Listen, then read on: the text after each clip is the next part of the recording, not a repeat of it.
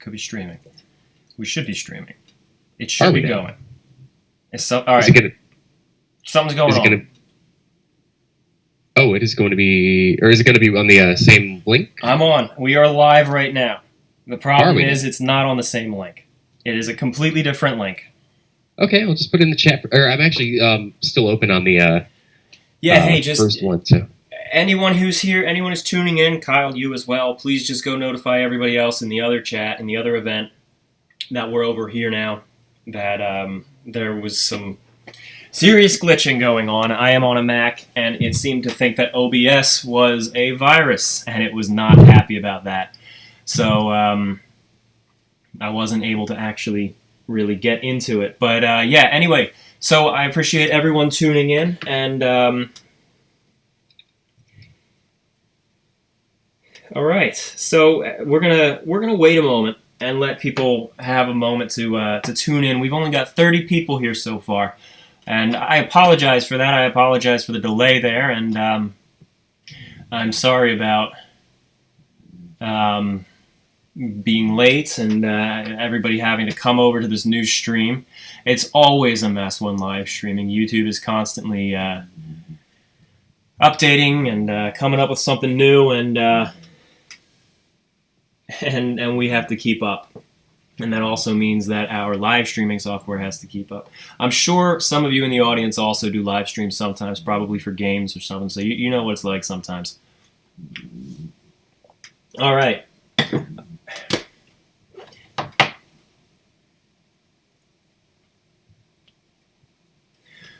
All right, so... all right, we're up to 120. We had 200 in the last one, so I want to make sure we have just another moment for other people to come in and really get comfortable and tune in. The numbers are jumping up quite a bit, and I want to thank you all again for being so patient.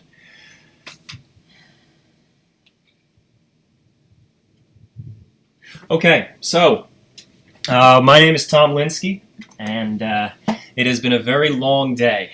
I've been spackling and painting a room, and unfortunately I made the dumb mistake of not using a face mask, so I feel quite stuffy and congested.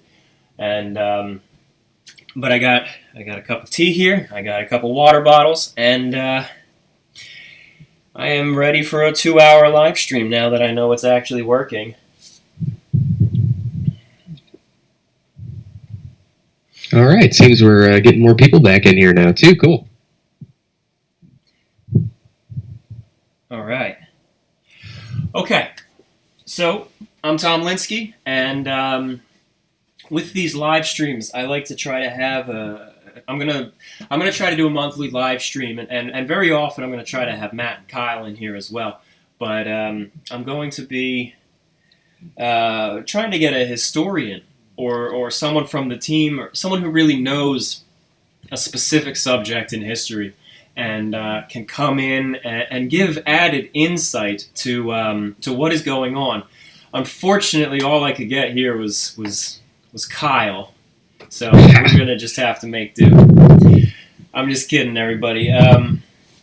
This is my friend Kyle. This is not Kyle Hudak, who I'm sure a lot of you are familiar with, who is helping to model the Titanic. This is Kyle Dunn.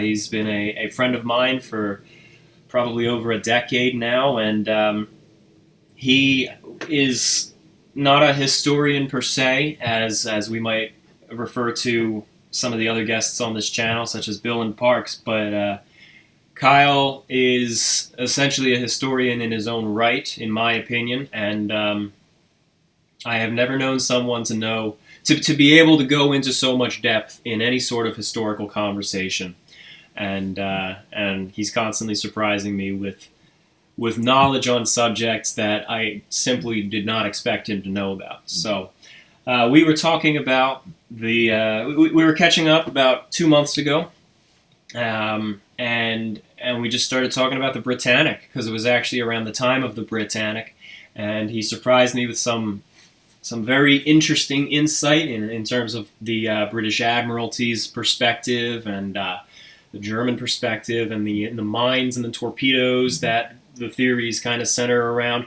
And then we started talking about the Olympic and the Hawke, which is very underrepresented on our channel. So I figured I wanted to...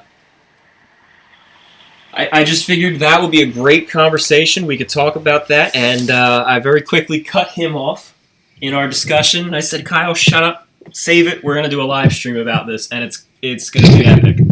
So without further ado, I have my friend Kyle Dunn here. Hey, everybody. I'm Kyle. I'm I guess a history enthusiast would be the proper term. I'd call you a historian. Well, I appreciate that, Tom. Thank you. I saw somebody actually leaving a comment in here saying I was the original Harold Bride for Last Signals before Jake Swing came in. Oh, man. And yes, I indeed was. We just didn't get scheduling to work out back. Well, that was 2012 now. What? No. But anyway. No, it was before that. We shot that, and I think we shot that in 2010, you and me. And then Jake and I shot it in 2011, and then I finally edited and released it in 2012 for the anniversary. So, that was a long time ago. Yeah, time flies when you're having fun, right? Anyway, and we've known each other for longer. We've gone camping in the desert. We camped up in your area. You're from New York, although you're out in LA right now, and I'm still in Philly. So, why don't we just jump right in, all right? Especially since now we have most of the audience here, and we've just been rambling about personal life. So, is there anything else you want to just add on about yourself, about some of your credentials? Where do you find this stuff out? What are you interested in before we jump into the collision? Well, my interests that pertain to this subject lie mostly in immediate post-Civil War ironclads, naval combat of the late Victorian era, that kind of thing. Pre-dreadnought warships are they've always been really interesting to me, and I just love the evolution of that period. Okay, all right, and we share a lot of these same interests with eras and different subjects in those eras, and we've made a few films together and. Good stuff. All right, so we're going to be talking about the 1911 collision between the RMS Olympic, the older sister of the Titanic, and the HMS Hawke, which we all know the Olympic. Everyone here definitely knows the Olympic here, and we know what she looks like. We know a little bit about her story.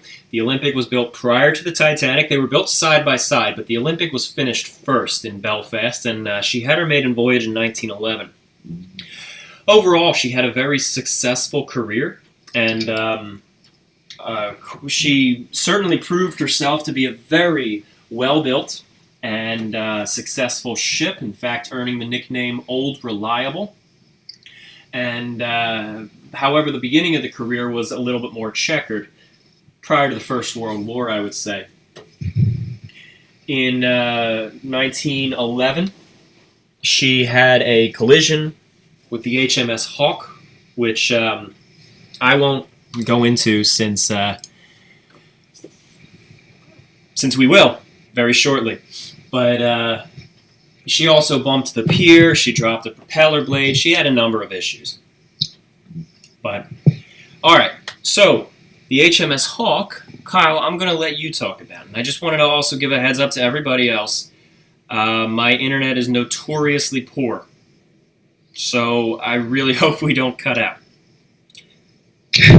We just cut out. We just cut out.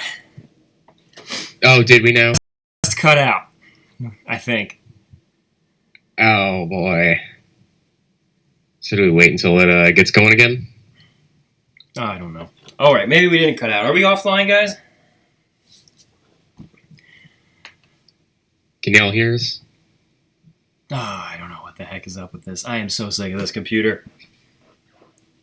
You know, in making this Titanic game, in our fundraisers, everyone who needed a good computer got a good computer so that they could model the ship and run everything. and I am still cutting corners with my own computer, and it is literally falling apart. Are we still going? Thank you. All right. We're back now. Perfect. Sincerely apologize for that, everybody. Anyway, I think we were talking about the HMS Hawke, and the HMS Hawke was the second of the Edgar-class protected cruisers, and they were basically the British equivalent of the USS Olympia, that is currently docked in Philadelphia Harbor. They were the Hawke was first launched in March 11th, 1891. Excuse me, I'm just going off of a rough set of notes I've got here. And she was actually a barbette ship, so she didn't have turrets that we might think of as being common on modern battleships or warships. They were actually an open-capped, rotating platform assembly that the gun would actually sit inside of. And the gun would rotate around a fixed armored housing. It's kind of an interesting design, but not only was she designed with guns, but the Hawke was designed with a prow designed originally for ramming other vessels. Now, I've heard some conflicting information on this. During this time, there was a huge kind of like a fad of equipping every warship with a ram of some kind.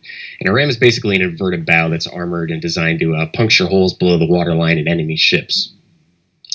I've heard conflicting reports or conflicting information saying this was a genuine armored ram, and I've heard people say that this wasn't armored. It was designed to actually extend the underlying length of the ship to improve speed.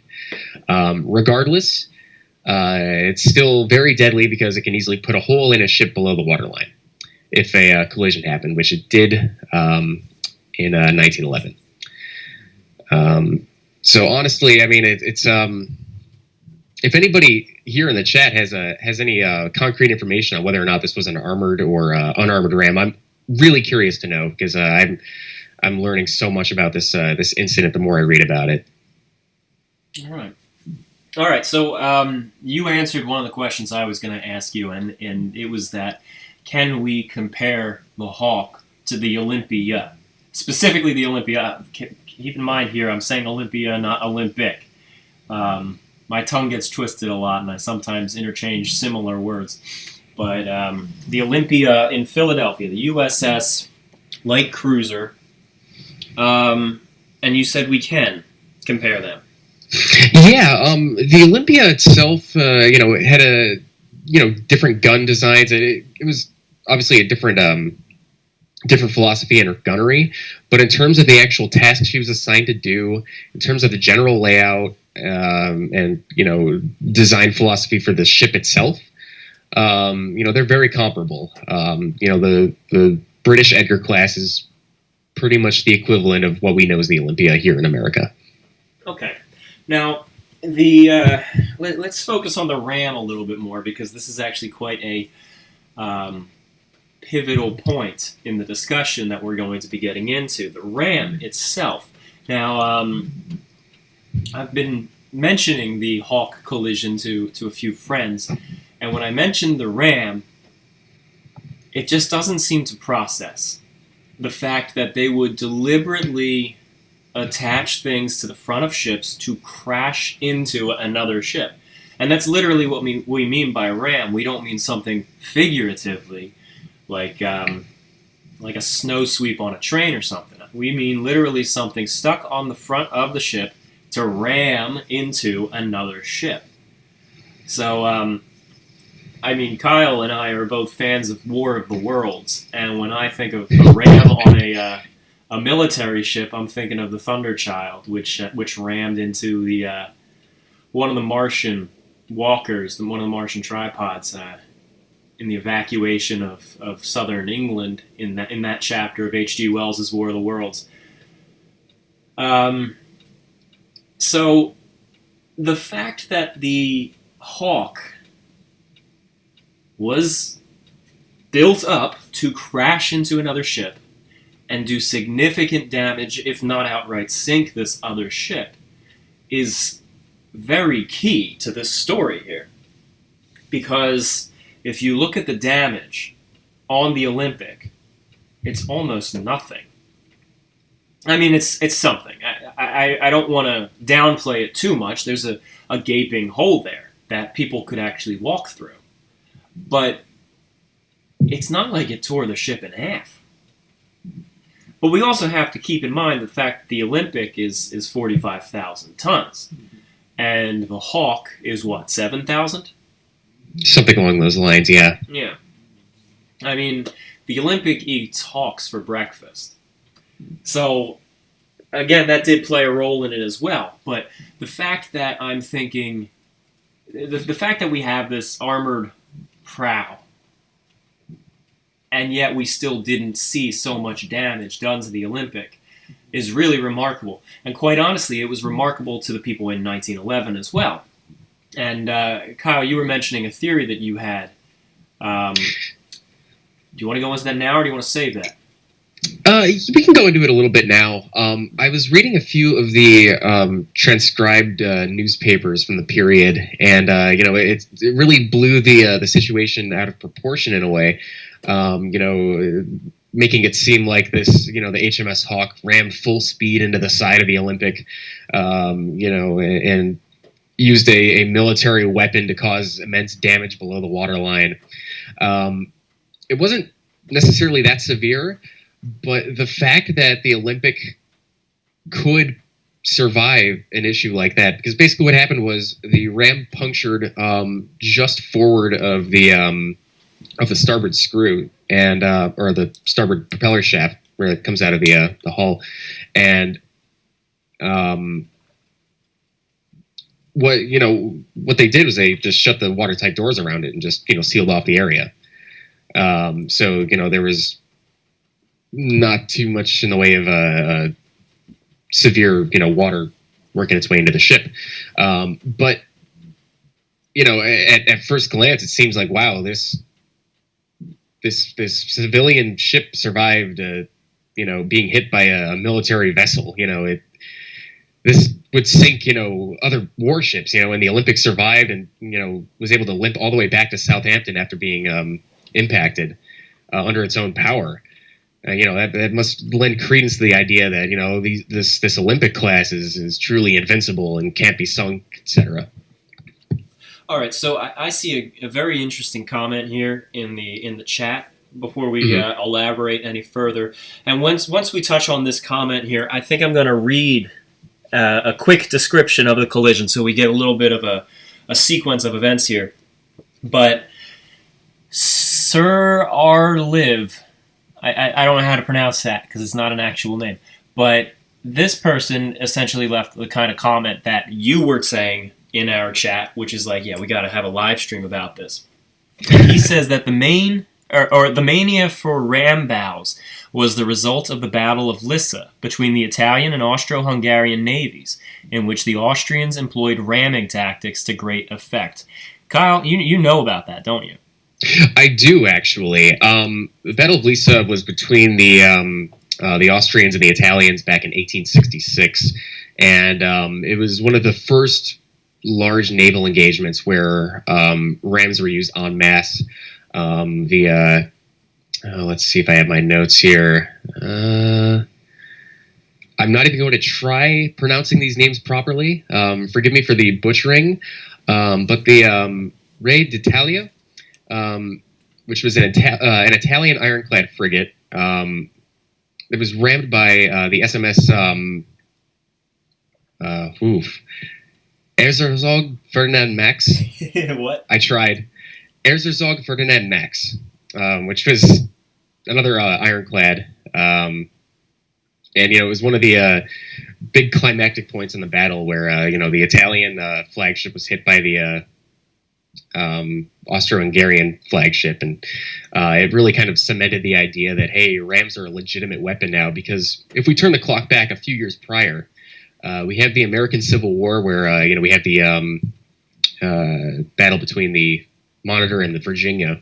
Battle of Hampton Roads. Yeah, Hampton Roads, and they plinked away at each other for hours with their cannons, and they weren't doing any damage to one another. A lot of people argue over a lack of sufficient powder loads and whatnot, but to most people at the time, it seemed like ironclads are making guns pretty much obsolete now, because if you have enough armor, no gun can penetrate you. So the only way to sink another ship is to ram it and puncture below the waterline where it's not as armored. A lot of those ironclads still had wooden hulls below the waterline, correct? Or am I mistaken? I know that the Merrimack, the Virginia, was converted from the old wooden ship Merrimack. So she was still wooden below the waterline. Am I mistaken here? Yeah, a lot of them, ironclads of the day had what is known as an armor belt, which was an idea that persisted all the way to the last battleships, where there's, above the waterline and to a certain point below the waterline, there is a belt of, thicker armor. Mm-hmm. But below that, where no shells were expected to hit, it was usually either wood or it was, thinner metals, because you wouldn't really need to armor the actual bottom of the ship, right, in most cases. So a ram potentially can kind of scoop under them. Essentially, yeah. Yeah, that was the idea. So post-Battle of Lisa, everybody's like, wow, this is the future. We're going back to like Greek and Roman days of rams being the primary weapon. Of course, it didn't really turn out that way. I mean, guns evolved with armor. Yeah. And, by the point the Edgar was being, the Edgar class and the HMS Hawke were being put into service, guns were starting to get to the point where they could easily penetrate armor at a decent ranges. So right. The ram is pretty much dying out by the time this collision happened.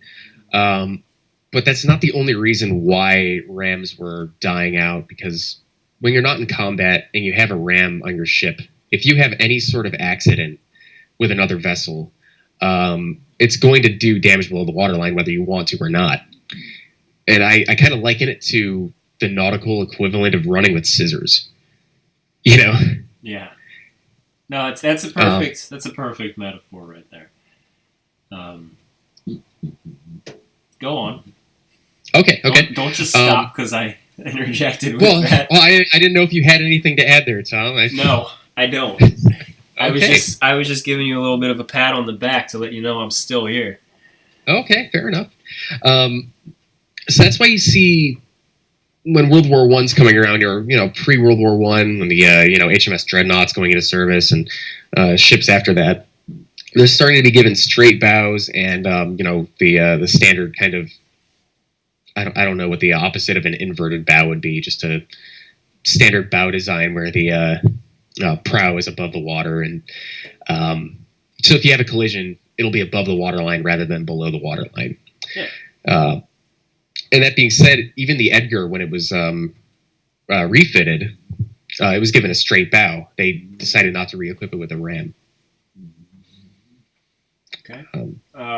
Some interesting comments coming in as well. To jump back a little bit, nothing's really adding on to what you were just saying, but the fact that the Monitor didn't really have much below the waterline. In fact, that's kind of what did her in. She was very well designed for river work, but not open ocean. And then another person was mentioning during the Battle of Kursk, the T-34s and the German tanks were ramming each other too. But those are just cool notes that I'm seeing coming in. But we're not going to go into them because that's too tangential. So, is there anything else you'd like to add to what you were just saying before I read off what I've got here? No, not really. If you want to go ahead, please do so. Okay. All right. So I have the reprint from the 70s of the original Shipbuilder magazine, Ocean Liners of the Past, the Olympic, and the Titanic. And it was one of the first Titanic books I ever got, by the way. It was from my dad because it was his. And in the epilogue, they have 2 pages devoted to the collision of the Hawke and the Olympic.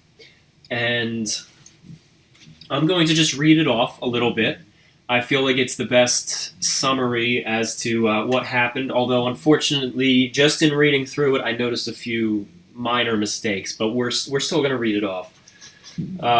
If you hear any mistakes in the chat, by the way, jump right in, correct them, and if I see your comment, I'll call it out. Okay. And all right.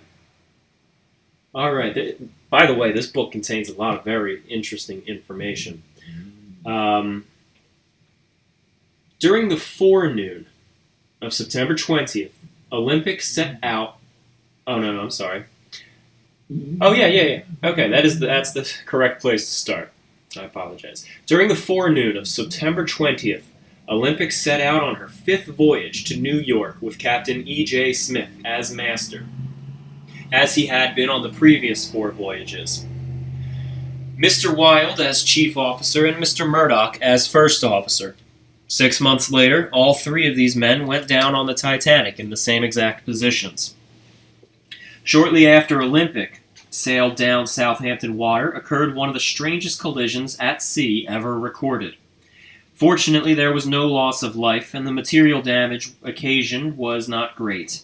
It was rather the academic and professional interest that this odd happening aroused. An interest still sustained and discussed when such things come up in conversation on ships and the sea. That's true. We're here discussing it right now, by the way. Olympic had rounded Cowshot Spit at the seaward end of Southampton water. By the way, the World War II airplane Spitfire is named after it. Cowshot Spit. Proceeding at the permitted harbor speed of 19 knots. As she was slowing, preparatory to making the tight turn to port round the Bramble Bank to take her into Spit Head, a warship was sighted coming up the Solent, which is one of the bodies of water outside Southampton, at a distance of 3.5 to 4 miles. The ship turned out to be the cruiser Hawke, of 7,350 tons, built in 1891. Her top speed was about 19 knots. The captain of the Hawke stated in his evidence at the court of inquiry that at about this time the liner was heading straight towards him, and then she turned slowly to port.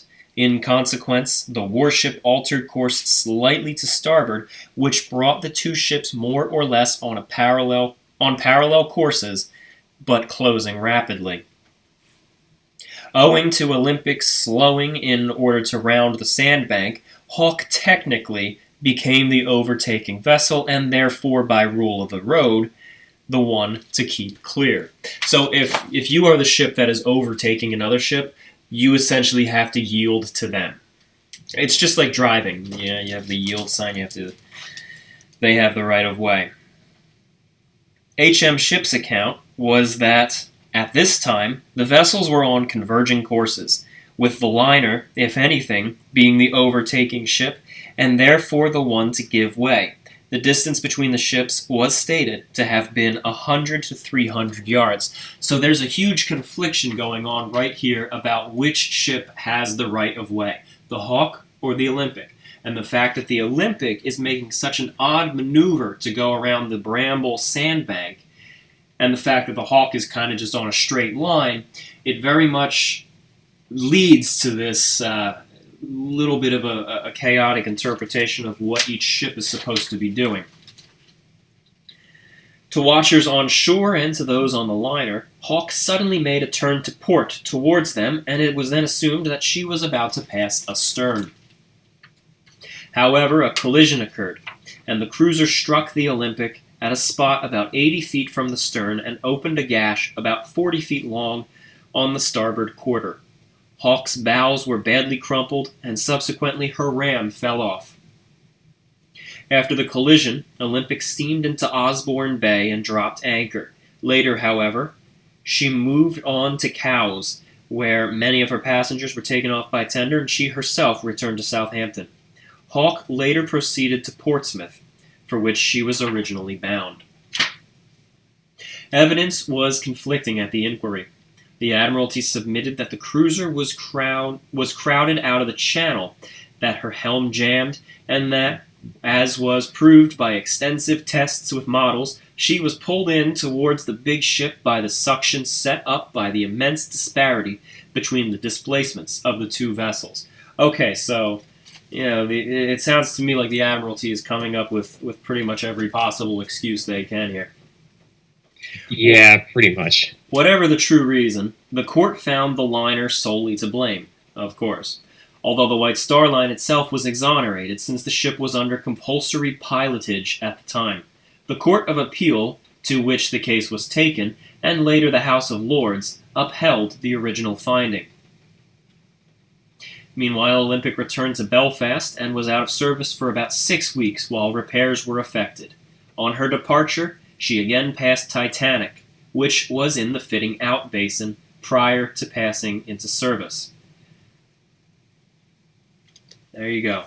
That's it. That is from Ocean Liners of the Past in the epilogue of the Olympic and Titanic edition. A few mistakes. They make some mistakes in the other sections. But that is the best summary that I have immediately on hand in print that I can read to everybody here. So one of the things that jumped out at me immediately is the fact that one of the claims that the Admiralty made is, and they even did physical model testing on this, is that the displacement of the Olympic drew the Hawke in. Now that sounds a bit far-fetched to me. It sounds very strange. How can a ship draw another ship in like this? But then here we have on Titanic's maiden voyage, just as she's leaving Southampton. In fact, the same waters, almost the same exact waters that the Olympic Hawke collision occurred in. The SS New York broke free from her moorings and nearly slammed into the Titanic. For the same reason. I honestly didn't know that myself. But see, that's one of the cool things that happens when Tom and I talk about stuff. We both learn from each other, you know? Yeah. But it's odd, though, that witnesses would report that the Hawke makes a sudden turn. That doesn't sound like she's suddenly swinging uncontrollably. And the bow turns into the Olympic. It's not like she just... her whole broadside rammed into her, or I don't know. Yeah, and to be clear, it wasn't like a full 90-degree impact in the side of the hull. It was more like a 45-degree kind of glancing blow. Just thought I'd include that, but because you can actually see the scrape marks on the side of Olympic where the Hawke impacted and slid off. Yeah. Someone is correcting me, saying it's not the same waters because the Titanic New York incident happened at the dock, and the Hawke and the Olympic was in the open channel. But by the same waters, I meant Southampton waters. I mean the same region. So, all right. Another thing I did want to point out, I've seen a few comments mentioning that the Hawke had just an inverted bow, and that's something I've definitely read. I'm finding a lot of conflicting information on that. If anybody's able to find any concrete confirmation one way or the other, I'm really interested in this. Actually, I'm here to learn just as much as you guys are. Because like you said in that account, the ram fell off in the account that you just read. Whereas if it were just an inverted bow, I mean that would probably just crumple in, wouldn't it? Yeah. I don't know. I honestly I don't know, and I would really like to know. You know what I'm saying? Oh, by the way, when I was mentioning the guy correcting me, I wasn't serious. You don't have to apologize. I'm just playing around. But I do. Yeah. It's not a big deal. All right. So a couple of the statements you brought up during our previous conversation that intrigued me included the fact that this had a lasting impact on the public's opinion of the Olympic, which I kind of knew already. But you also said that this collision could have been a lot worse? There were collisions involving rams that were a lot worse. Honestly, it's all speculation. There's a lot of speculation with Olympic class, I guess, history, especially, Titanic and whatnot. It definitely could have been a lot worse if it were going full steam, doing 19 knots and slammed into the side of the Olympic, but that's not what happened, That being said, there were accidental rammings that happened prior to this. Let's see. Let me get my information up here. The HMS Victoria in 1891 was accidentally rammed by the HMS Camperdown off the coast of Spain. Sorry, it was off the coast of Tripoli. They were doing naval maneuvers, and a few orders got crossed the wrong way, and she ended up getting rammed in the side and sank in a matter of minutes. Mm-hmm. There was another incident with the German Navy in 1878. The SMS Grosser Kurfürst was involved in a collision with the SMS König Wilhelm, which was a kind of a more famous naval vessel of the period. And that ended up sinking, and all these kind of, it kind of led to the idea of, rams being really dangerous and deadly if collisions were to happen. And that's why, we have non-inverted bows in use. Like, even a bow that's inverted and unarmored is still going to be dangerous because the damage is going to be underneath the waterline. Mm-hmm. So that's why warships post-Victorian era were doing away with the rams, because the guns were getting better. They could penetrate armor above the waterline no problem by that point, and they just were an obsolete technology, and they were really dangerous. All right. So what do you think the worst case scenario would have been for this collision? How bad could it have been? What conditions would have needed to have been met in order for maximum damage to be done? Like I said before, if this were, say, it's a foggy day and the HMS Hawke were doing... What's that? What I'm getting at is, how can we sink the Olympic? Help me out. Oh my God, Tom. Bring her down. Well, with the Olympic class's watertight door system, the more I think about it, the more I wonder if it really could have sunk it. Oh, really? Okay. Go on. Keep going. You're really hitting me here, Tom. I think I know where you're getting at. I'm trying. Because the ram is only going to puncture a certain area on the ship, like one area. Unless it takes out... they could survive with 4 watertight compartments flooded. Oh, man, Kyle. Unless a naval ram is going to puncture it in 4 different places. Kyle, are you implying what I think you're implying?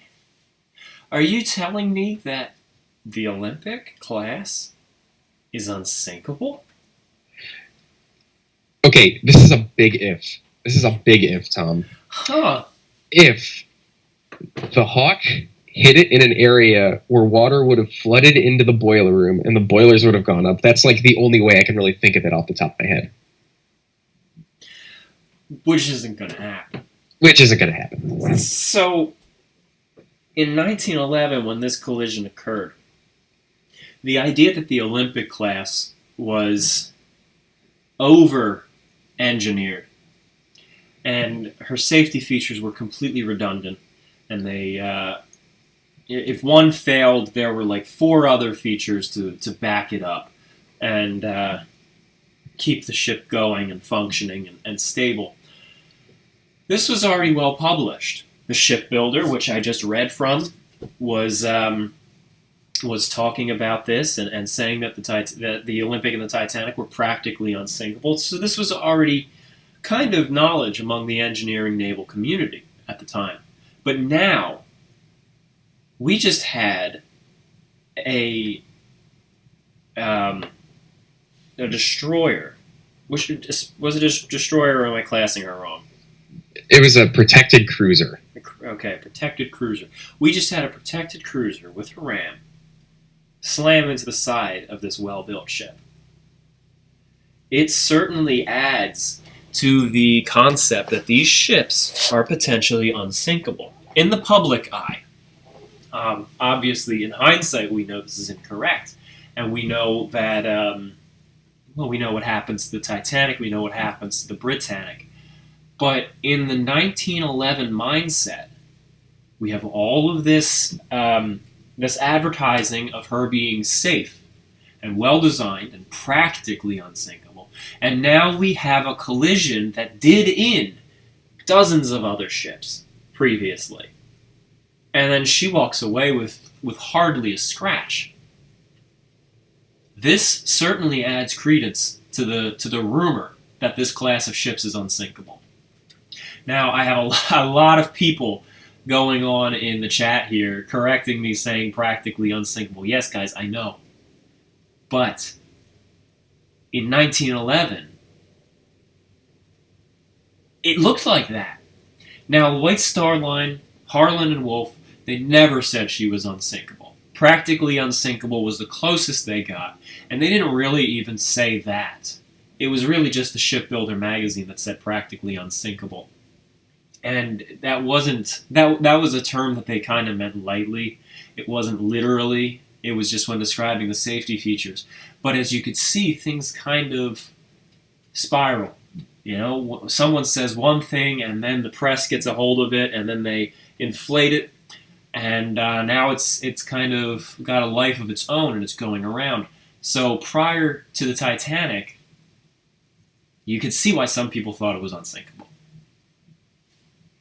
And just to give this a little more context, the closest I can imagine this being in terms of being an equivalent to if this happened today, this would be like if a modern Ticonderoga missile destroyer fired a missile that accidentally bounced off the side of a modern cruise ship, because we don't really have ocean liners anymore, and it was able to limp away barely damaged. That's what it would have sounded like. Yeah. And people, I hate to say it, but it's the same thing then as it is now. People don't like putting critical thought into things. If it looks like something on the surface, well, for 90% of the audience, that's it. In the end. So when something looks safe, and some people are saying it's practically unsinkable, and it just went through this potential disaster, and it walked away. Yeah, 90% of the people are going to say, oh, well, then I guess maybe it is unsinkable. Cool stuff. Cool stuff there, Kyle. Cool stuff. Yeah, no, it's pretty interesting, how this all played out and how it really affected the public's mind. And so I have, I can't really keep a close eye on the chat here, although clearly I should be because there's a lot of spamming going on. But I can't really keep an eye on the chat while we're also discussing this. But I do have Emma, a whole country away, watching it, and she is texting me questions that people are sharing. So why don't we address a few of these questions, Kyle? Let's do it. I'm gonna throw some of them over to you. Oh boy, here we go. Did the Hawke still have sails on her? I know they were designed with the rigging. I think they still had them. I don't know if they really ever used them by that point. That's a good question. By 1911, I don't know if they were using them or not. Okay. But potentially, yes, they had them. Yeah. She was built in 1891.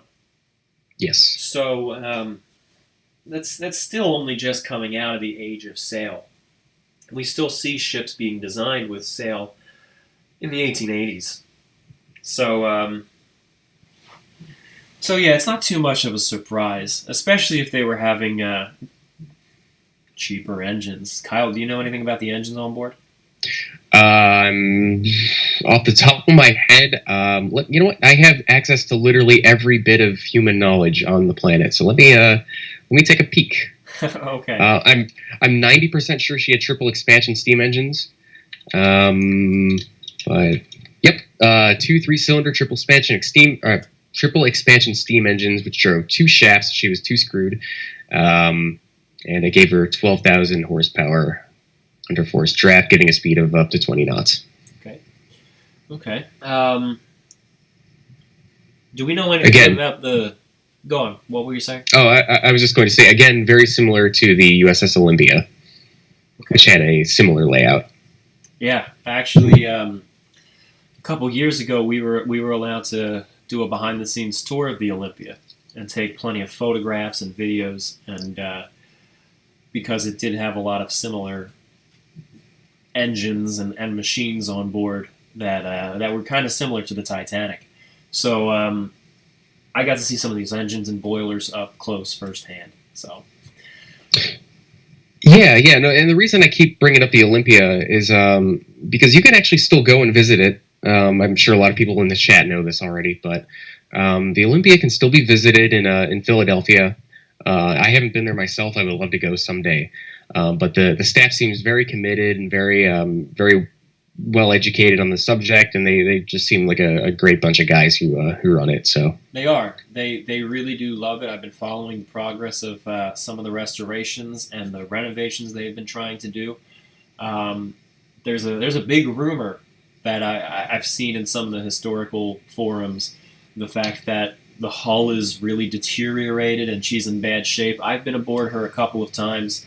I've talked with people who work on her almost daily, and that is not the case. She is in very good shape. They do a wonderful job preserving her. She was built, I think, in 1893, maybe 1892. So she is very much of the era of the Hawke, and a little older than the Titanic, about 20 years prior to the Titanic, but still some of the things on board her are quite similar. In fact, immediately after I visited her the last time, Bill Sauter emails me the next day. It was kind of funny. Every time I'm going to a historical site like that, Queen Mary, some other ship or something, I always message Bill and I say, Bill, is there anything you need me to photograph or measure? And he usually has a list for me. But right before I went to the Olympia, I didn't bother telling him. It was the first time I went in like 4 years, but I didn't bother telling him because I'm thinking, I'm sure there's nothing all that useful on board.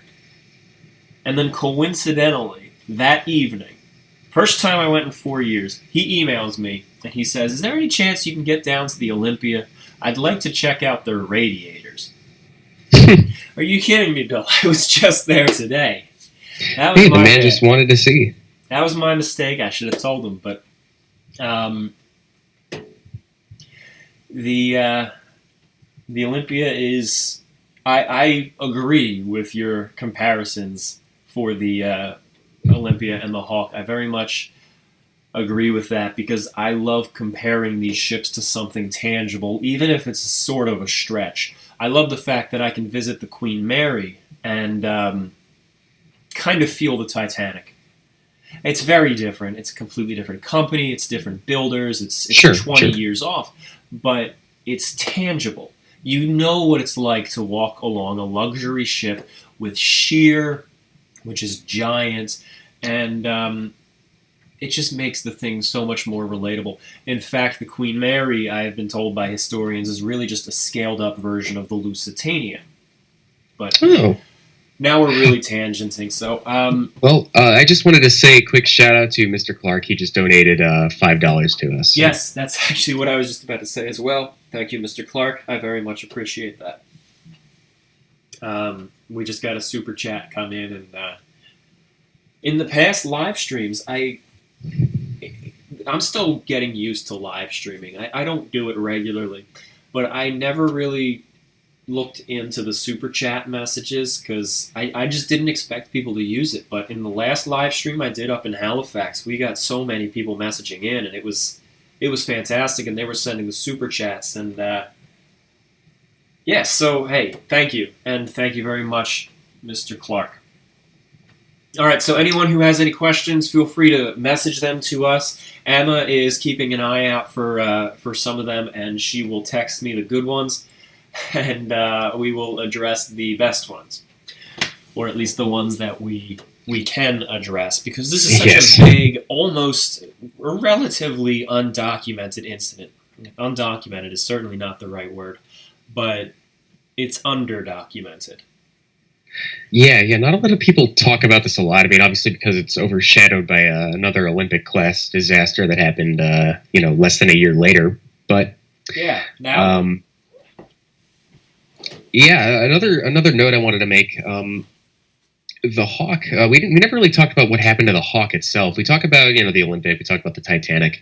The Hawke did not really have a happy ending. When World War I broke out, she was actually sunk by the German submarine U-6, and a good number of her crew were actually killed in the sinking. I think there were only about 70 survivors, which is a real shame. The sad part is a lot of them probably would have been involved in this collision. Mm-hmm.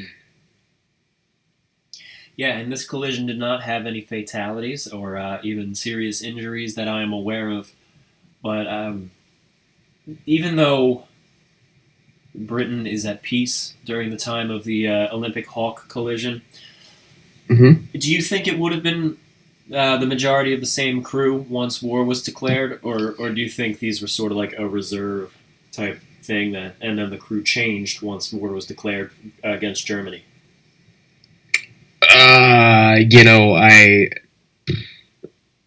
It's only 3 years later. I know back then, if you were assigned to a ship, you were usually on it for quite a while. Right. By the way, thank you, Francis Tringali, for your $10 right there. I very much appreciate that. Continue, Kyle. I was just saying. I imagine quite a number of them. Obviously not the whole crew, but a good number of them probably would have been involved in the ship being destroyed by the submarine. I mean, I can't find a crew roster or anything. Let's think about that for a moment. I think it is very safe to assume that most of the crew during the Hawke collision would have been on board when she went down. Do you know the exact year of when she went down? 1914. It was only 3 years later. Yeah. So yeah, I think it's very safe to assume most, not all, but most of the crew would have been still on board and still serving. And while you're looking it up, while I'm talking, could you look up how many crew she had in total? With 70 survivors, how many were actually on board? She had a complement of 544. Oh, wow. I know, according to the, yes, ladies and gentlemen, I am using Wikipedia. Okay. It looks like when she sank, 524 men died and 70 survivors were reported. So it looks like there were more on the ship during wartime than originally listed. I know that when she was actually torpedoed, she was getting mail from her sister ship Endymion. So maybe some of the Endymion crew were involved. I don't know, honestly. Yeah. Well, it's only natural that the crew would be a little smaller, a little trimmed down when they're at peace. And hey, don't ever feel bad about using Wikipedia. You don't get your primary information from there, of course, because it can be wrong. But at a quick glance, if you got to just do a quick reference, hey, I use it too sometimes. But, well, yeah, I know. That's how you got through high school, right there, Tom? I got through high school by making stuff up on my papers and then changing the Wikipedia to reflect it. Oh, okay, that's next level right there. Yeah, that's the next tier. Okay, so I am the perfect example of why you shouldn't use Wikipedia, actually. Okay, so anyway, what I was getting at right before I asked these questions is most of the crew were there when the Hawke went down and were there at the time of the collision. And as the shipbuilder that I read states, Captain Smith, Chief Officer Wild, and First Officer Murdoch were all on duty on the Olympic. And these three men had the same positions on the Titanic when she went down, and all three of them died. So it's a little haunting that these two ships collide. And although the Olympic didn't go down, and it was the Titanic, unless you buy into the switch, which you shouldn't, but still, similar ship, similar crew. Both of these crews met their fate within 3 years. They made it here. It was just interesting to reflect on. That's all. Yeah, and there's also another young lady who was involved in this. She was working on the Olympic. Her name was Violet Jessup, if anybody knows that name. Yes, that's right. Good old Violet Jessup. She was on board the Titanic when she went down. She was on the Britannic when she went down. In fact, very specifically, she was in the lifeboat that got shredded by the Britannic. She was always at the epicenter of the Olympic-class disasters. And she was, yes, on duty as a stewardess when the Olympic was hit by the HMS Hawke. So she's always there, and yes, she is a part of this story too. Thank you for bringing that up, Kyle. That slipped my mind. Yeah, you're welcome. She's probably one of the most unlucky people in history, but also lucky at the same time. Fred 11 or Fred 11. Thank you for your contribution, and good luck on your Carpathia project. So, Violet Jessup, she's very interesting to read about, and you actually get some very unique insight into these stories from her biography, which only came out a couple decades ago. It was published after her death, I believe. And she talks about a number of very interesting stories that happened on all of these ships. And unfortunately, she changes everybody's names to protect their identity. Of course. I don't know who these people were, but in working on the game's script, I've gone through her bio so many times trying to figure out who each person could possibly be. Our team and I have narrowed a few of them down, and we are pretty certain about a couple, but some of them just elude us completely, and it drives us nuts. But it's very interesting to read her stories, particularly on board the Olympic and on the Titanic. And Violet Jessup. What a gal. What a gal. Yeah, and she would have been like... Gosh, she would have only been like 23, 24 when this happened. That sounds about right. I just can't imagine being in... Yeah, no, we talk about people, growing old back then, and it's just... I just can't imagine being involved in 3 incidents like this at such a comparatively young age now. I mean, back then, you were a full-grown adult, Oh, yeah, especially as a woman. Yeah. By that point, you were expected to be having a family. Yeah. But, no, I mean, she... 24 is not that old. Or, I mean, it's not that young. Back then, I hate to say that because I'm older than that. But back then, it's, a lot of Titanic's crew were about that age or younger. And, yeah.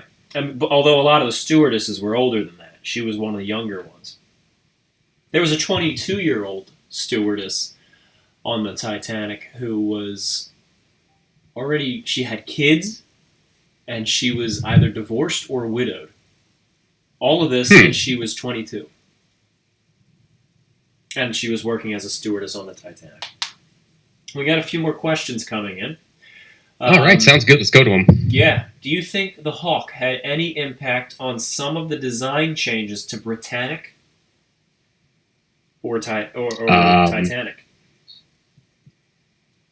I don't think they would have changed much by that point. I think the design was pretty much locked down. Oh no, but in terms of they definitely revised these ships as as the predecessors were coming out. They revised the Titanic based on the performance of the Olympic, and they revised the Britannic based on the performance of both of them. Britannic definitely was changed quite a bit by the Titanic disaster. Even the Olympic was changed by the Titanic disaster. They did certain things to kind of strengthen her. But as far as I'm aware, the Hawke collision was more or less a successful demonstration of the strength and safety of the Olympic class. There may have been some minor tweaks. I do not know any offhand. And in fact, as you were saying, though, I don't think they would have wanted to change too much. Unless they saw some sort of flaw that I'm unaware of and escaped the press. They probably just thought, wow, she's well built. Good job, everybody. Yeah. I'm looking over some of the other questions. Did Olympic's temporary repairs fail on the return voyage to Belfast? Is that theory true? There's a lot of theories here that I cannot attest to about the Olympic collision. I wish I could, but I am uncertain about that. I've heard I've heard that rumor, but have you heard anything about this? No, I've not. I was just going to say I saw another question in the chat that it's a pretty interesting question, actually. Yes. The question is, how does the Hawk compare with German pre-dreadnoughts? Oh, I was about to read that one off. Go for it. Oh, all right. No contest, really. The dreadnoughts were designed almost 20 years later, had much larger guns, much more advanced fire control systems, better armor, were bigger, were faster. Keep in mind, you're comparing something designed in 1890 to something that was designed post-1906. You also and a lot changed in that time. If I may also jump in here. Yeah. The 1890s, the 1900s, and the very early 1910s saw a very quick succession of modifications to the way ships were built, particularly between Germany and Britain.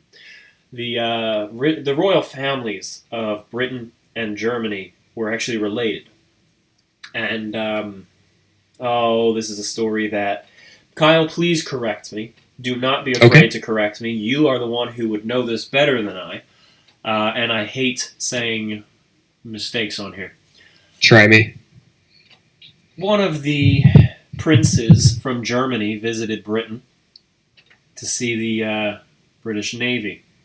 And he was so impressed by it that he decided he wanted his own strong navy to dominate the seas. And he started building up the German Navy. Who was it? Prince Albert, was it? Yeah, something like that. All right. So he decided he wanted to build up the German Navy. And they sort of got into a little bit of an arms race, like what we see between the United States and the Soviet Union in the 1950s and 60s and 70s. And they were just building them up, and they were kind of trying to one-up each other. And this tension was beginning to really build up. And it was one of the factors that led to the First World War. So whenever the Germans would make a certain ship, the British would try to create weapons that could take that ship down and ships that could fight that ship. So when you have 1891, 1892 British ships, 20 years later, we've gone through like 5 or 6 generations of British ships. And besides, the protected cruisers were not the centerpieces of the British Navy. They were not meant to be the flagships. Am I correct there? That's correct. Dreadnoughts are essentially, upgrades of what we know as battleships in that time period. So they're take a battleship in the period. The HMS Canopus. Let's go with that because that's peak 1890s pre-dreadnought aesthetics. Warships that time had, maybe 2 turrets of large guns, and then they had kind of broadside batteries of smaller, like 5-inch, 4-inch etc. Guns for closer in combat. Jackie Fisher, the madman that he was one of the really higher ups of the British Navy at the time. He decided, well, why not make a ship that just has all big guns instead of like mixing and matching with smaller and medium sized cannons. So the HMS Dreadnought was launched in 1906, and that had I think 4 turrets of 12-inch guns. Let me confirm that real quick. Why not? I think it's 12-inch guns, but they're massive, massive guns for the time period, and huge amounts of armor, and it was bigger and deadlier than anything in the water at the time. It just basically blew anything away that was around at the time in terms of specifications. What a guy! I think in actuality it only sank one ship, ironically by ramming a submarine. Even though it didn't have a ram, it had an inverted bow, but it didn't really have a ram equipped by that time. But it never actually sank another warship of its own equal. Let's see. Okay. HMS Dreadnought. Someone is mentioning that it is Kaiser Wilhelm II who saw the ships in Britain. In fact, he saw White Star Line's Teutonic and was heavily impressed, and he essentially said, we need some of these. Very interestingly, Teutonic, by the way, is a early Germanic civilization. So it's kind of ironic there. But the arms race between the British and the German navies that was leading up to the First World War actually spilled over into the civilian ships. Especially when the governments were subsidizing their national lines. The British government was pouring money into the Cunard Line, even though it was technically Canadian, although it still falls into the Commonwealth. And the Germans were subsidizing ships like the Kaiser Wilhelm der Grosse and Imperator and Vaterland and all of these ships. So we see that kind of going back and forth. We have we have all of these classes of ships coming out between the British and the Germans, trying to one up each other with the Cunard Lusitania and then the Kaiser Wilhelm, and it is exploding. And then we have the International Mercantile Marine coming in with the White Star Line's Olympic class. So. Like I said, it did spill over into civilian ships, and they benefited from that. Actually, the civilians very much enjoyed that, and they took pride in ships from their own country, as they should, in my opinion. So, great question. That was a great question. I love questions like that. I love questions that lead into discussion and. Yeah, all right. So, also, just to confirm, yes, just to go back for a second, the Dreadnought had, 5 turrets, so 10 12-inch guns. So, just wanted to confirm that with everybody. Did the turrets on the Hawke stem from the USS Monitor, or did the British design turrets for their ships before the American Civil War? Great question. Go ahead. So, all right, just to clarify that question, they're not asking if it had the same turrets as the Monitor. Right. It was just kind of like, did they evolve from that? So let's start by talking about how groundbreaking the Monitor's turret was, because it was, and then let's evolve into the evolution. Go ahead. Okay. The idea of a turret, a rotating turret assembly, pretty much, I'd say, revolutionized naval warfare, because you could have 1 or 2 guns doing the same job as 10 broadsides.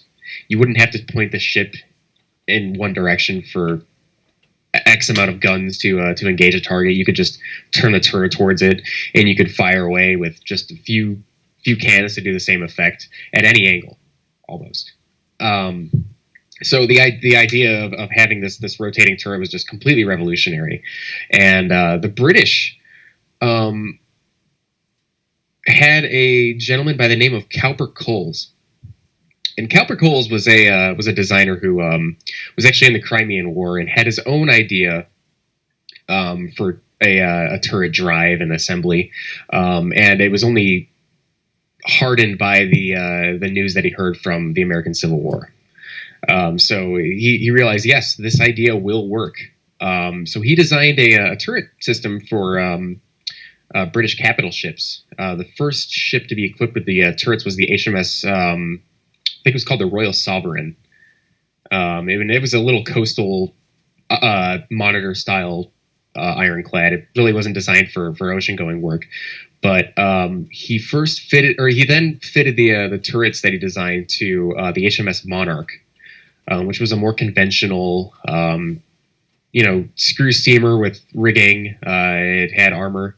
It was pretty typical of the late 1860s idea of an ocean going ironclad. This was it worked pretty well. But Coles decided he wanted to design his own ship from the ground up to work in conjunction with the turrets. So he designed the HMS Captain in 1868, I believe, and it was eventually launched in 69. If I have my years wrong, somebody please correct me if you know better. The Captain had a few problems in its development. It was extremely top heavy because when you put turrets atop of a warship, that increases weight. Having rigging on top of that only increases instability. Now, when you have something unstable that's an ocean-going vessel, it's a really dangerous idea to only give it 6 feet of freeboard. And freeboard is basically the amount of hull that sticks up out of the water. So, as you can imagine, this thing is like taking a block of wood, putting 2 bricks on top of it, and then standing on it and trying to make it balance.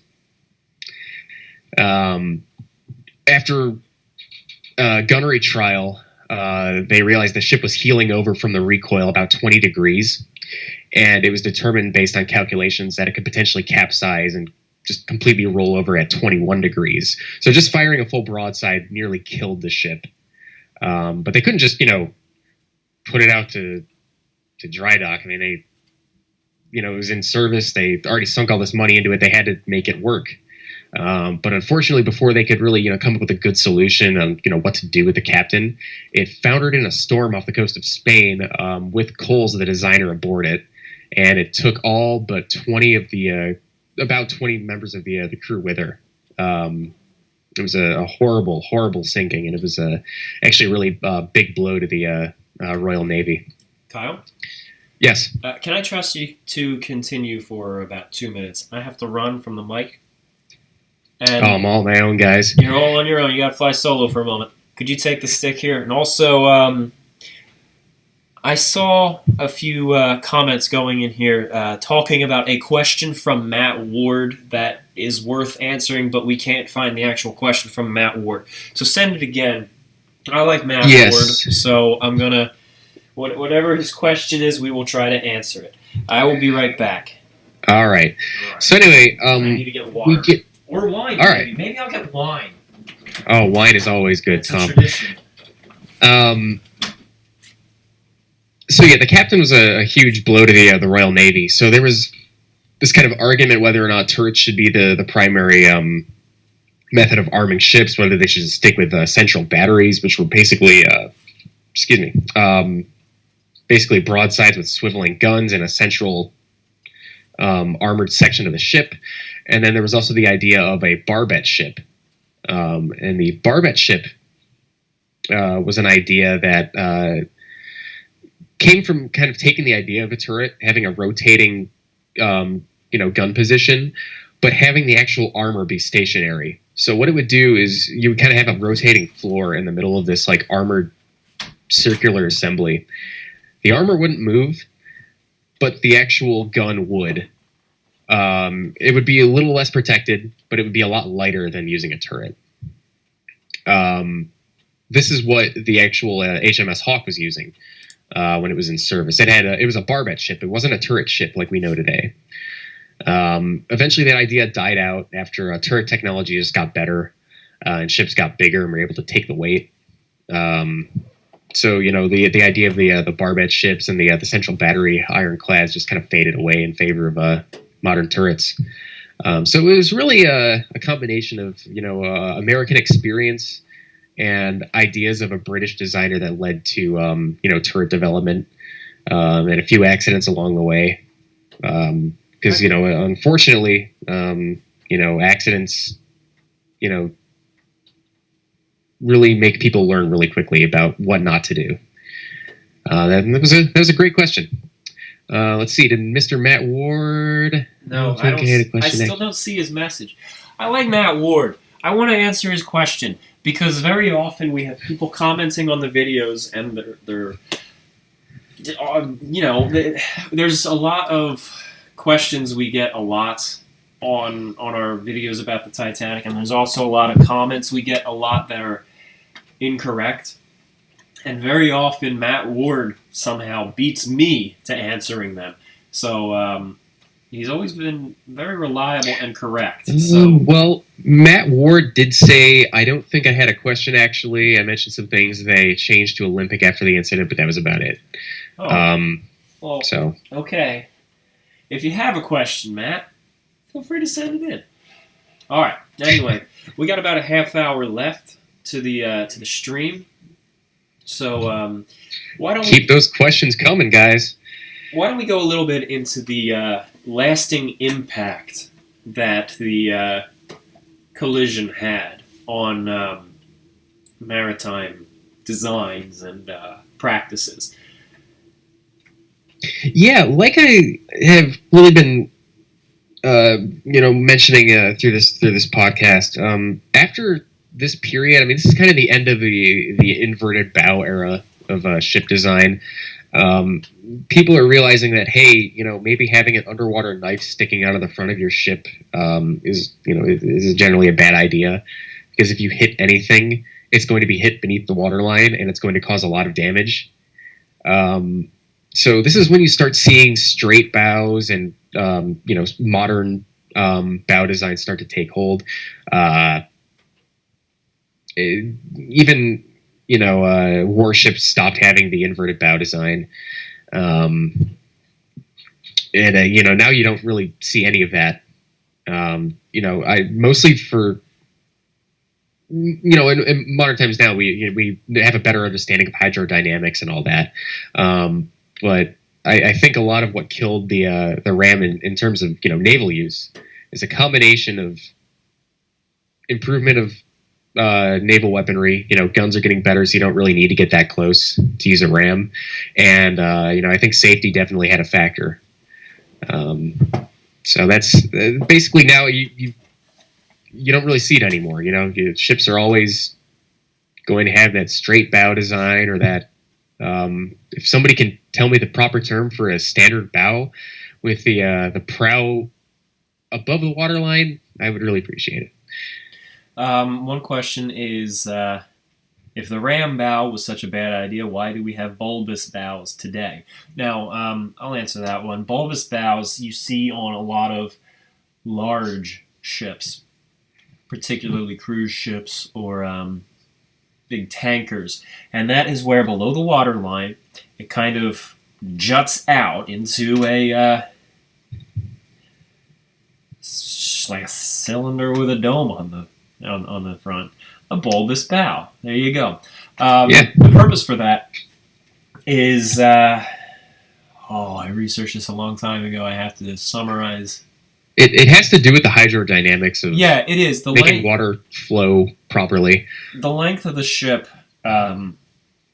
has the wave length has an effect of relating to the length of the ship, and by extending that distance from where the ship first comes into contact with the water as it's sailing through, it lets the ship sail a little bit smoother. That's the best I can get into. For a video, I would research that a lot better. The bulbous bows are really limited to extremely large ships like tankers or aircraft carriers or ships that really need to get water out of the way. Generally, they don't, like, smaller ships don't really use them as a, as a commonality. I mean, I can't admit. I know there have been some collisions with bulbous bows involved. Like running aground and whatnot. But I don't know of any actual collisions that have taken place. I don't know of any either. Although I've seen plenty of videos of tankers and freighters ramming into something. Yeah, that's actually a good point to bring up. If rams and whatnot are so dangerous, why are bulbous bows so acceptable? Well, rams are weapons. Well, not necessarily. Ram is also, it can also be used as a slang term for an inverted bow. But generally, if you have an inverted bow, you're likely to have, armoring to have it work as a ram, so it won't get as damaged. But whereas a bulbous bow is not armored or really all that strengthened. Yeah, it's not as sharp as even just an unarmored inverted bow would be. Because if you look at the Dreadnought, it had an inverted bow, and it actually did taper at the front. So I can imagine that doing a lot more damage than a bulbous design would. But again, that's all speculation until we unfortunately have an incident happen or we have the tools to study it, which I'm sure some people do, but we don't. There's a lot of great questions coming in here. That was a really great question. That kind of makes you think, and that's why we do this. I want to learn as much as you guys do. It's fun. There's a lot of comments going on here about safety features being denied by Bruce Ismay or the White Star Line or even J.P. Morgan. I don't want you guys to get carried away there because it's you have to look at this as they looked at it back then. We all have hindsight. We all know what happened to the Titanic. And unfortunately, by looking at these safety features that some of these people were calling for, it does seem very unnecessary in a 1911, 1912 world prior to the Titanic. Because having one of the things I'm seeing a lot is the bulkheads extending all the way up to the top, and a lot of them did. By the way, a lot of them came up kind of close to the top. They didn't reach the actual top, but they came up kind of close. Some of them did, and it just simply wasn't necessary because there weren't any real side-swiping disasters that had happened prior to the Titanic, at least none that were like well known and had catastrophic results. So they simply just thought, this is overkill, this doesn't happen. These are disasters that we can avoid. So the idea of spending a lot of money, which by the way would require gutting the ship and then rebuilding up the insides, spending that sort of money was just not practical. Yeah, no, that definitely makes sense. I mean, like I said before, while you were away from the keyboard, I think a lot of the times you really don't learn from something or can predict something to happen until it happens, and that's how humans in general learn, is from mistakes and issues we just don't see coming. Right. So someone also asks, all right, I see two questions here. I want to make sure we don't miss either of them. One of the ones is, did this collision contribute to the conspiracy theory of the switch? It absolutely does. The switch conspiracy comes from the thought that the Olympic was just too damaged from this collision that they simply couldn't afford to repair it, or the insurance company wasn't going to pay it, or whatever, and therefore they just decided it was cheaper to sink the damaged ship. it makes no sense because the damages were repaired. They were not expensive, even when you factor in the possibility that the White Star Line might have had to pay to repair the Hawke. It still is not as much as they lost in the Titanic disaster, especially considering the ship was not insured for its full value.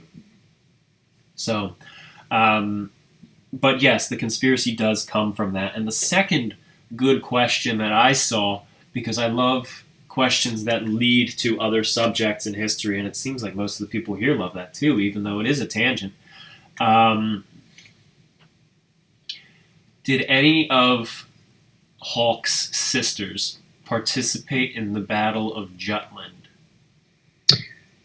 I don't know, That's honestly. a very specific question. I don't expect you to actually know offhand, but maybe you want to dig into that. Potentially. I know a good number of the Edgar class did fight in World War One. Let me look that up. Let me Google that for you. All right, go ahead and look that up. Okay. We have another person explaining the bulbous bow better than I can by a quote here from John Maxstone Graham's book. The bulbous bow lessens the water resistance of a hull. The bow wave thrust on either side of a conventional bow results in eddies, which reduces speed. And this, of course, the bulbous bow would remove those eddies. Thank you. That is what I was trying to remember. All right. So, yeah, no. The Battle of Jutland has always interested me as well. I love that story, and I wish there was some way to bring all of these stories from history to this channel, but of course we have to stay oriented around the Titanic and the game we're working on. Although I do think an Olympic Hawke collision animation is certainly called for. But we don't have the time yet. All right, so hey, we got 2 super chats. Rail fanning and stuff. The Battle of Jutland is not talked about much, even though it is off topic. True. But let's talk about it anyway. And Brian Lawler, while Olympic was in for repairs, what other miscellaneous or related modifications were made, and what were they? Oh, Brian, I saw your question earlier. I didn't answer it because I do not know offhand, but that is something I would love to cover in a video. There's a whole bunch of videos I have lined up, ideas about the Olympic, the Titanic, and I know Matt and other Kyle too, have ideas as well. Kyle 1, thank you. And then we have J.A. Bristol. Hello, I'm sorry for being late. Also, I apologize for all the super chats last stream. Yeah. You know what, Bristol? You should apologize for all the money you gave us. I'm joking. You should never. Don't apologize. However, my questions were somewhat lengthy, and I didn't want poor Emma to break her wrist writing them down. I hope the project is progressing well. It is great to see you again, Jay. Thank you for joining us. It's always good to hear from you. And, so welcome. Welcome to the chat. Are you finding anything on the Battle of Jutland there? I cannot find that any of the Edgar class participated. I'm sure cruisers similar to that class participated, but not this one particularly. Okay. So, from what I can tell right now, without doing too much research on it, no. Okay. Couple questions about what part of the Olympics interior was affected by the collision. This is something I could easily look up. I do not know offhand, however. But just at a glance, it looks to me like cabins. That would probably be third-class cabins. I believe her starboard propeller shaft got blunted or damaged as well. I think it got bent. Yes, but the above the line damage is. Sorry. I misheard you. How is Jutland pronounced? Is it Jutland? Because we have someone questioning this actually. In the History Channel documentaries I've watched, it's pronounced Jutland, but I wouldn't be surprised if they were pronouncing it wrong. So Jutland. Someone else is saying Jutland. Okay. I got a dog snoring here too. I hope that's not audible. Oh, it's totally audible. Is it? Yeah. It's Dexter. Oh, thank you. Rail Fanning again has given another contribution. Thank you. And by the way, I don't know if I actually thanked you, Bristol. I know I read your message, but thank you. I wanted to specifically say thank you. So, all right, we got about 20 minutes left. And we got questions kind of just pouring in. I know Emma is texting me. Oh, there's a whole debate going on now about the pronunciation. Oh, we shouldn't have talked about this. Oh, boy. That's what happens when we talk about things. We get people thinking too much. I know. We don't How like dare people we? to think. Yeah. All right. Oh, there goes my voice from the spackling earlier. Yes, you guys are hearing Dexter, but he just popped awake now, so hopefully that'll stop. You guys should also compare the Olympics hull with the damage sustained by the SS Great Eastern when she struck a rock. I think now is the perfect time, by the way, to go into the... Oh, you got him on the Great Eastern. Oh, boy. Well, I'm going to get them hooked on the Great Eastern in the next couple of months, actually, because Great Eastern is getting a whole week just like the Atlantic did. Well, maybe not a week. That's a lot of work. That tires me out. Yeah, but it's a Great Eastern. You could talk about it for a straight week if you wanted to. I've kind of been obsessed with collecting Great Eastern stuff lately. I have picked up a very massive collection of artifacts and etchings from the time. I'm quite pleased with that collection, and I'm definitely looking forward to showing that stuff off in a video that you guys might watch. I'll watch it. Thank you, Kyle. You're welcome. That's at least one of us.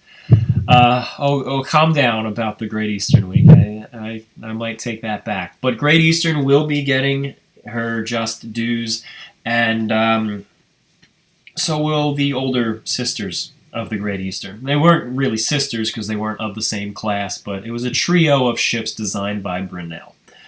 Great Eastern, Great Western, and the Great Britain, of which the Great Britain is still in existence, and Bristol. And we are also going to be having 3D printed models of the Great Eastern and all three of these ships. In fact, they are almost done.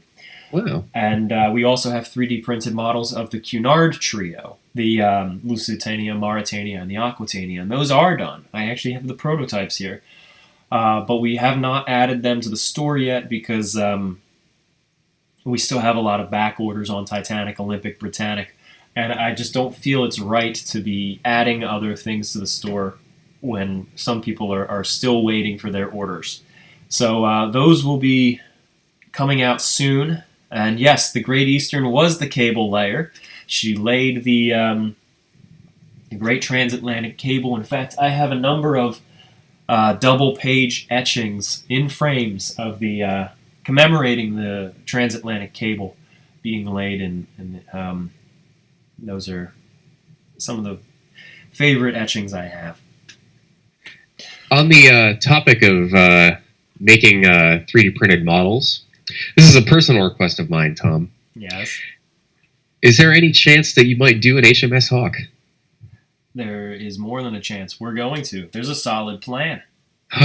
No way. Yeah, we're going to do it. Okay, cool. I'll buy one. Yeah, okay. Well, we might give you one for your help here. But for me? Thank you. You should do some waterline models, too. That'd be cool. Yeah. No, it would be. It's just, this is complicated. It's a lot. I'm it's just a lot pressing to your make buttons, available. Tom. Don't worry about it. Kyle, why don't you tell us a little bit more about the ships you're interested in? Oh boy. What was somebody asking? I'm asking. Oh, okay. Well, I did just give about a 5-minute rant about the Cowper Coles ship designs, including the HMS Captain, which I think, personally, it was a horrible ship design, and it never should have set sail for the British Navy. But I just love the look of it. It's just such a unique design. If anybody has the ability to right now, look up the HMS Captain and just look up, the deck plans for it. It's such a unique design of the period. I just love ironclad warships of that period. Ships like the USS Alarm is a really unique torpedo vessel that the U.S. designed back in the 1870s. Tom, I suggest you look this up as well. It's pretty wild. I just really like the unique random ship designs, because back in the 1860s, 70s, and 80s, nobody really knew what a good ironclad seagoing warship design was. So they just started trying different stuff on each ship. Like, some ships had central battery mounts for the guns, some had turrets, some had barbettes, some had rams, some had torpedoes, some were tall, some were short, some had sloped armor. It was just such a crazy period of trial and error, and I just love researching it. We actually have Zeno in the chat here. Zeno is the one who 3D prints for us, and I don't know if you were here when I was talking about it about 5 minutes ago, but we were just discussing the 3D models you're printing up for us and that are available in the store. Super chat just came in, again from J.A. Bristol. With Britannic's aft well deck enclosed, wouldn't that cause problems by giving third class access to the first class areas by walking across from the poop deck to the superstructure's B deck? There was plenty of ways to block these areas off. There were easier ways, actually, to get from third class into first class. But, yeah, I mean, it does give them a slightly more direct route, but they can still easily block that off. I don't know what the function of that enclosed aft well deck actually was. I don't know what they were thinking. I don't know if that was what was going to be on Britannic as a liner, or if that was just a hospital ship modification. It probably was a liner modification, but no, they still would have been able to section third class off. Good question, though. Yeah, definitely. Oh yeah, he missed the Zeno missed the time where I was talking about his work. He came in like 30 seconds too late. From what I've seen of those models, they're really gorgeous. Yeah, and I have to be honest with you, when he first started sending me pictures of them, the pictures did not do them justice, because they have this sort of like micro effect or a macro effect where the 3D printed ridges, just as a product of the printing, were too pronounced. And I fear that that's something you see on the website in the photos as well. But when you're actually looking at them in person, holding them in your hands, you don't see them.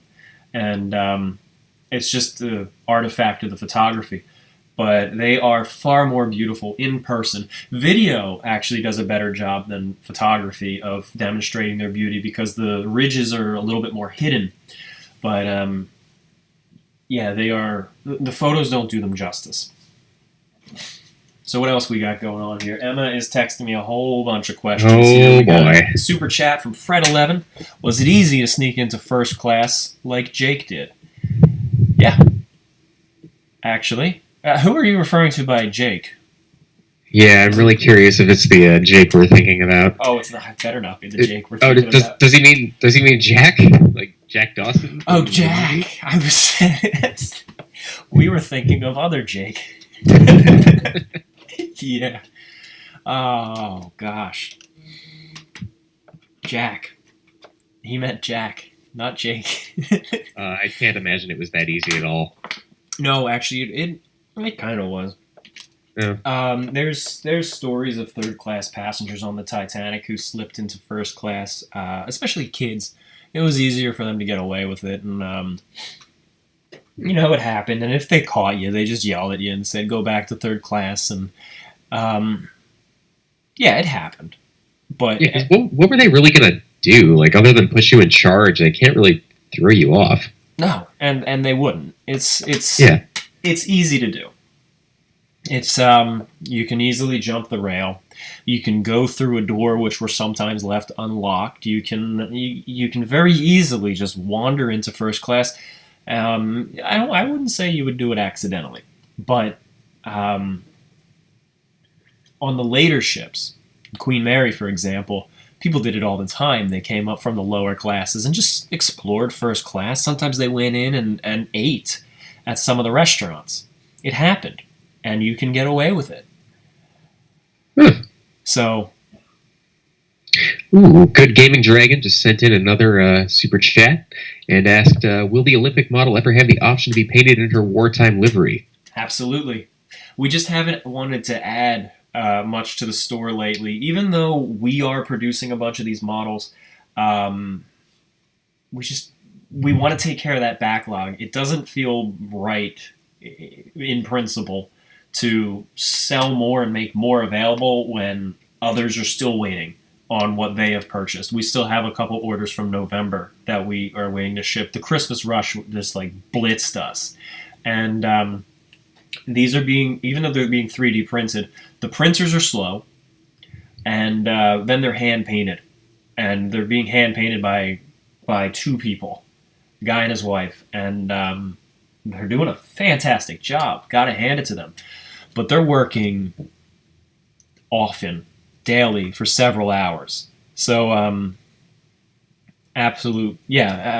as the Loopy Alchemist says here, major props to them for having the integrity to keep that up, keep going, do such a fine job, and also put so much care into keeping the customers happy. So thank you to them, and also thank you to the patients of everybody who has ordered and is waiting. So people have been mentioning Titanic 2 in the chat. I don't want to go into it, and I won't go into it. It's not my place to go into, but there is some stuff going on behind the scenes on Palmer's recent Titanic 2 revival. Things are moving. I do not know how far they will go, but this is not a simple publicity stunt again. It was not the first time. They were actually working on it. We know firsthand, and they are working on it again. I can't say how far it'll go. I can't say how serious it is. I can't say more. But also the one in China, they are also moving forward too. I will not express an opinion on either one. That is not our place. We'll see. We shall see. And we will hopefully be one of the first to let you know. So, all right. We have a few more minutes. I wanted this stream to be 2 hours from 9 to 11. But we can end it at 11, or we can go to 2 hours. What do you guys want to do? Chris Wilson has just brought in another super chat. Oh my. By the way, Chris Wilson here, he is the fella who sent over the magazine and the pocket watch that I put in that video a couple weeks ago. So, how you doing, old friend? Hypothetical. Considering this incident, and if Titanic had survived the iceberg, would Captain Smith still have a job? At what point does the captain become a liability or is blamed? Well, fortunately for Captain Smith, he was retiring. And so it wouldn't have been a question. According to legend, he was already retiring, and then Ismay talked him out of it, convincing him to pilot the Titanic as his final voyage. So he, everyone says the voyage that sank was his last voyage scheduled. It's not. He was also going to captain the return. But okay. If Titanic had survived the collision, I think he would have still maintained his job. First off, the collision was not at all his fault. The Hawke is questionable, but the iceberg collision is not his fault because he was not on duty. They were following his orders. They were on his course, but the crew of the Titanic did not actually make any real mistakes. Things were just stacked up against them. And even if they were, it was First Officer Murdoch who was on duty, and he would have been the one who was grilled as a result of the collision. Captain Smith, sure, a little bit, but no, I think Ismay and Andrews, who were both on board and who would have had clout in the decision-making as to whether or not Smith should be blamed, they would have been able to assess everything firsthand, being a part of the voyage, being on board. And even if they did feel the captain was at fault, I feel like they would have made the decision to kind of preserve his honor, let him finish the next voyage, and then let him retire. I think that's the route it would have gone. Excellent question, though. I never thought about that. A couple other super chats. J.A. Bristol, once again. Of the RMS Queen Mary and her sister ship, the RMS Queen Elizabeth, which exterior do you find more attractive? Also, I propose 3 hours for the live stream. Oh, geez, I don't know about that. Maybe. No. But let's bring it to the 2 hours instead of the 11 o'clock, and we'll see how it goes from there, because people are still tuned in, and hey, I appreciate that.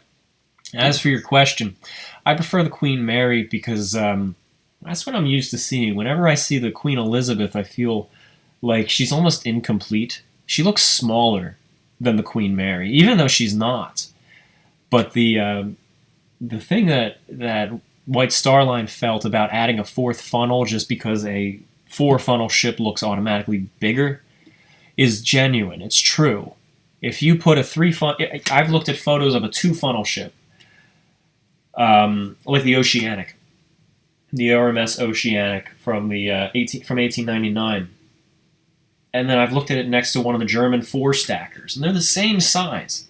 But the fact that the Oceanic only has 2 funnels really does make her look smaller. I can't comprehend them sitting next to each other unless I open up one of our 3D programs and sit them next to each other and see, yeah, they are about the same size. So when I look at the Queen Elizabeth and I see the 2 funnels, she just looks smaller and a little weaker. Queen Mary is far more beautiful in my opinion. And I want to be biased against that, because my grandparents... we're offline. Oh, no. Why are we offline? Still live for me. It says we're offline. Stream complete. Really? It's still showing live for me. Is somebody saying offline? I'm not seeing that. Let's give it a moment or two. Stream resumed. Stream is continued. Sorry if there was a hiccup there. Something went wrong. Something went a little haywire. I want to be partial towards the Queen Elizabeth, actually, because my grandparents immigrated on her in the 50s to the United States from England. They were actually Irish, but they were living in London at the time, and they came over from Southampton on the Queen Elizabeth. But no, I like the Mary better, both visually and historically. James Anderson. I know Titanic had a padded room. Did Olympic also have this room, and did it serve as her brig? Sorry if this is unrelated. Keep up the good work, boys. No, at this point in the stream, we're taking any questions, so don't apologize for it being unrelated. I believe she did, yeah. I don't want to say 100% sure because I don't know 100%, but yeah, I imagine they had the same type of hospital. And the brig, the padded room did double as the brig on the Titanic. And in fact, come to think of it, yes, I believe the Olympic did have a padded room. I think I can confirm that because we know it doubled as the brig thanks to the Olympic and stories from on board her. Rail fanning. Today I learned something. Yeah. Rail fanning and stuff again gives 5. Thank you very much. Thank you everybody for these chats, by the way. I don't want to neglect the non-super chat messages. I don't want to feel people I don't want to alienate people. But Champlain Valley Rail Snapshots says, if you're ever in Lake Champlain, is that how you pronounce that? Is it Lake Champagne but with an L? Champlain, yeah. Champlain, okay, thank you. I've never said that out loud. Take a look at the SS Ticonderoga, a 1906 walking beam side wheeler preserves at the Shelburne Museum. It was a civilian steamer and very much of the time. I would love to check that out. Oh, that sounds fantastic. Yeah. I bet a lot of the interior would be very indicative of the period, too. Is that the ship I know of? It's like, sorry, I have to do a quick Google on this ship and take a look at it. I just get pictures of pencils.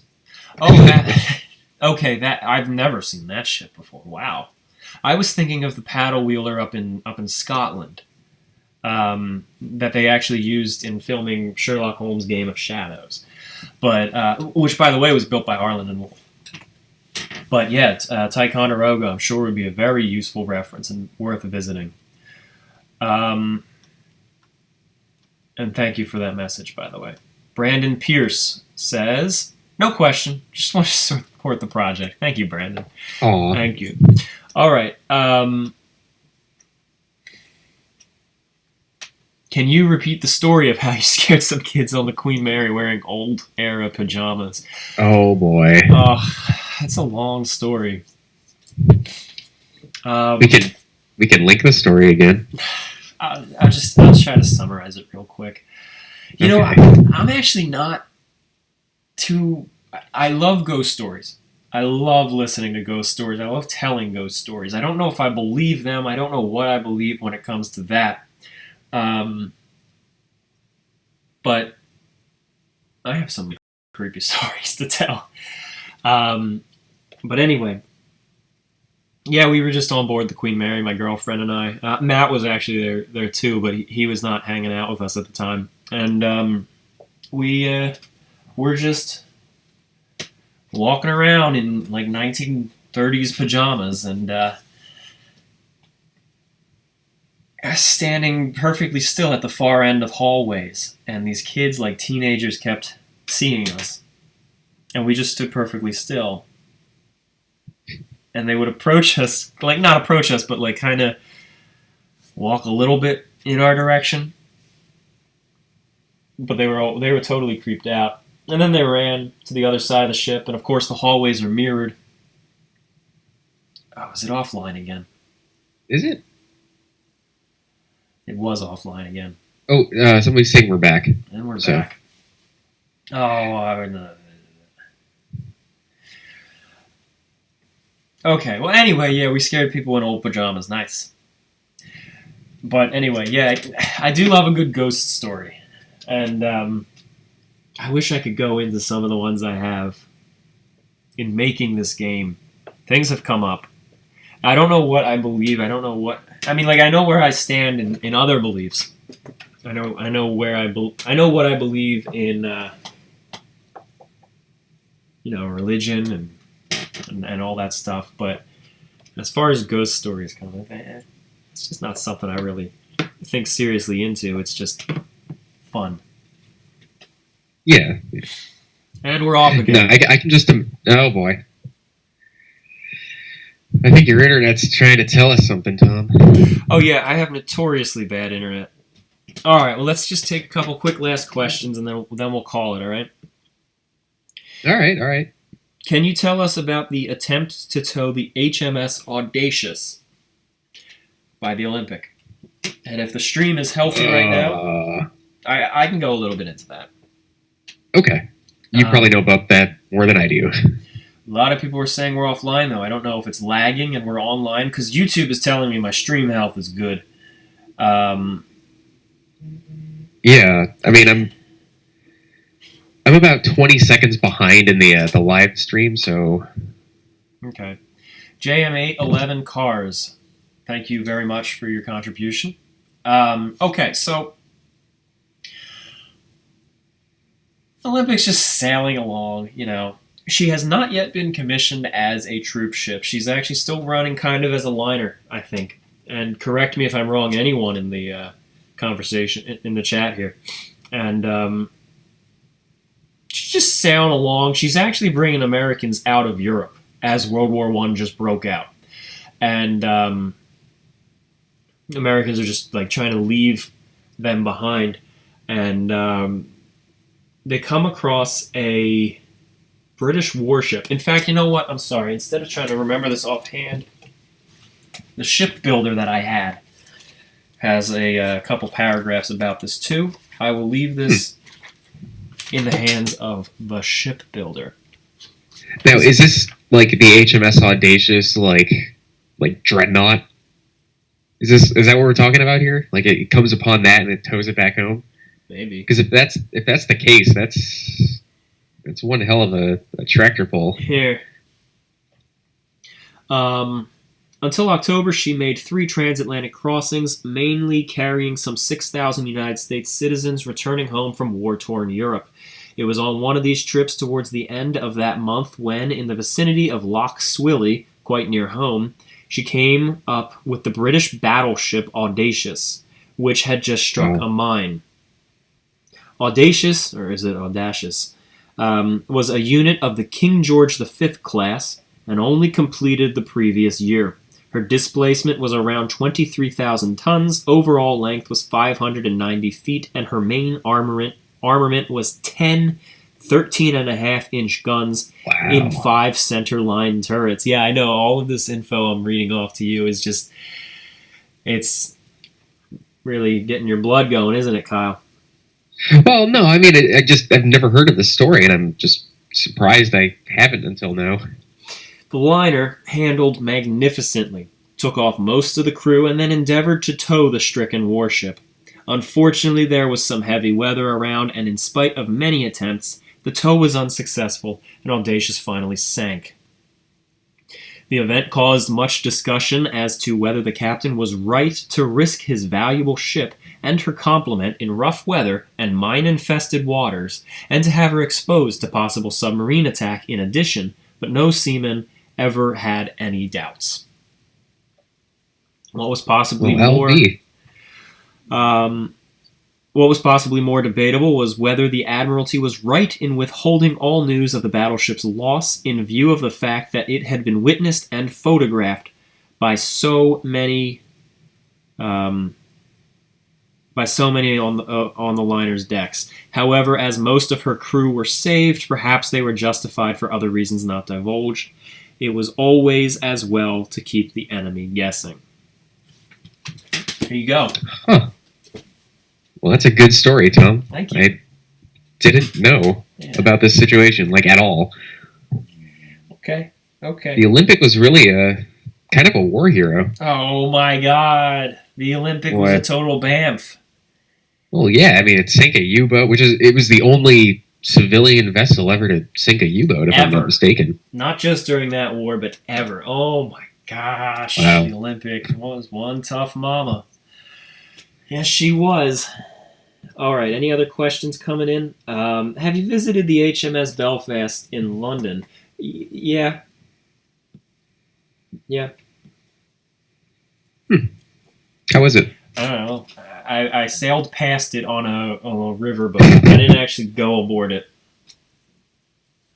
Oh. So, well, if you ever get out there, I need you to take a look at the HMS Warrior for me. That's in Portsmouth, correct?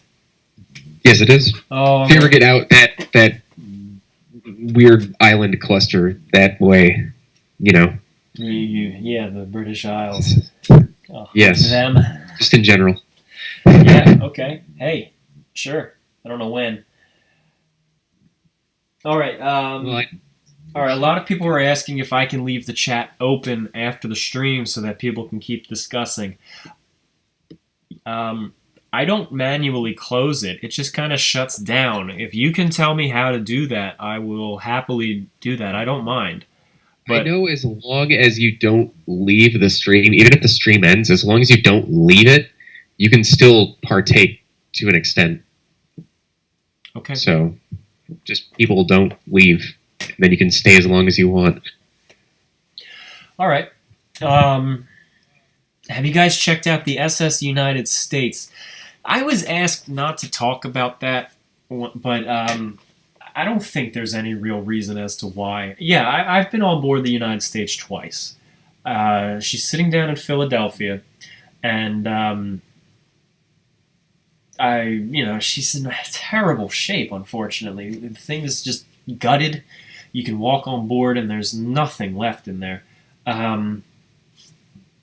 Most of the walls are even missing. I can't even begin to explain how gutted she is.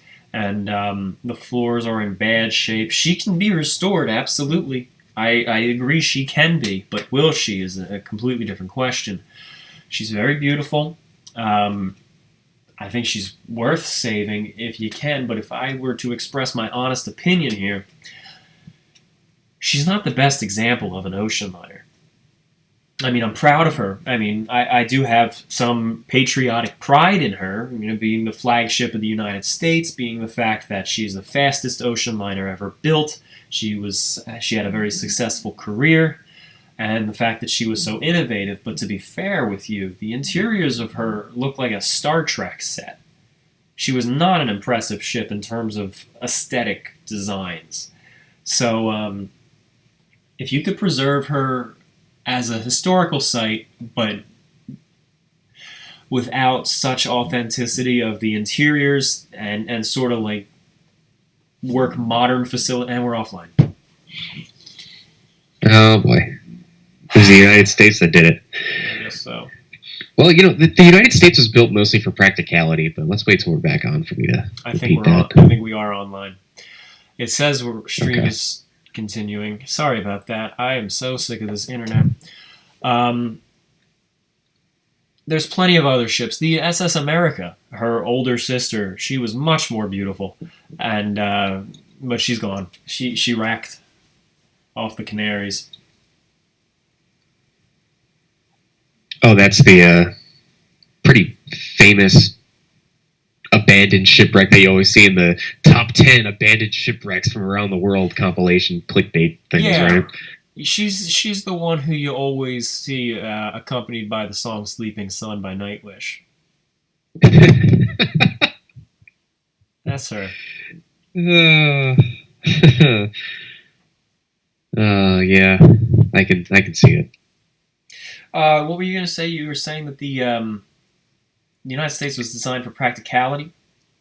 Well, yeah. I mean, it was designed to be quickly retrofitted as a troop ship in the event the third or the Cold War turned into the Third World War, and it got hot, and we needed to quickly ferry infantry back and forth across the Atlantic. So, I mean, I imagine that's probably why they didn't take too much time to make it opulent as could be. Mm-hmm. And they wanted. That's speculation. I don't know for sure, but the designer was also paranoid about fire, so he wanted everything to be fireproof. Even the pianos had to be aluminum. Yeah, that makes sense if it's going to be a ship that could potentially be involved in a huge war.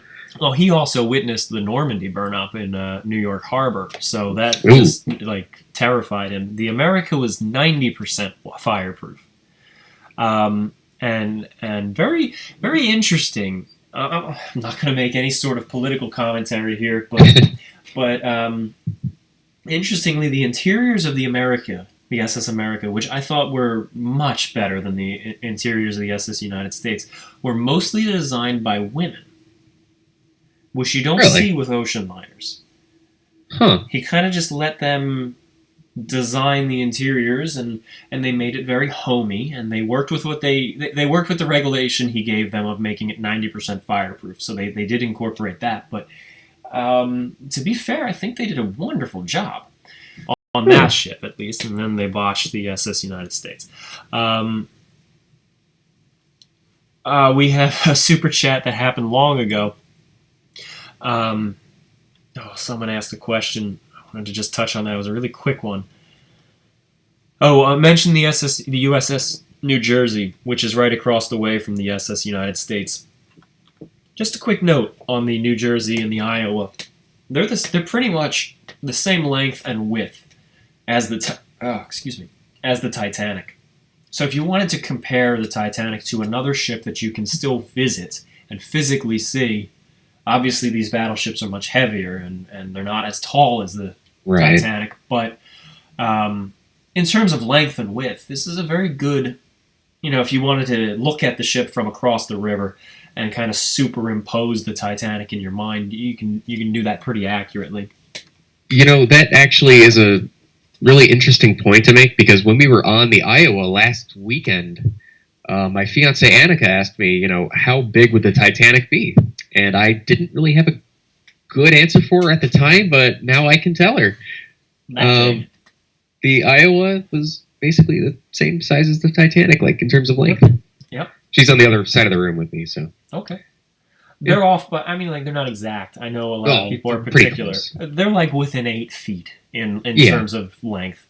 J.A. Bristol, again, in the opening montage of Raise the Titanic, the 13th photo shows 2 passengers. I'm not going to remember what the 13th photo was. A man and a woman on deck chairs covered with white star-lined blankets, but I have not been able to find at all if is it a very rare photo of Titanic or another White Star liner. I don't remember it offhand, and I don't know where to find the movie. I don't have a copy. Yeah, the book was better. I have, fun fact, I actually have some props from that movie. Oh, do you really? Yeah. Oh, yeah, that's right. You used them in Last Signals, right? Yeah.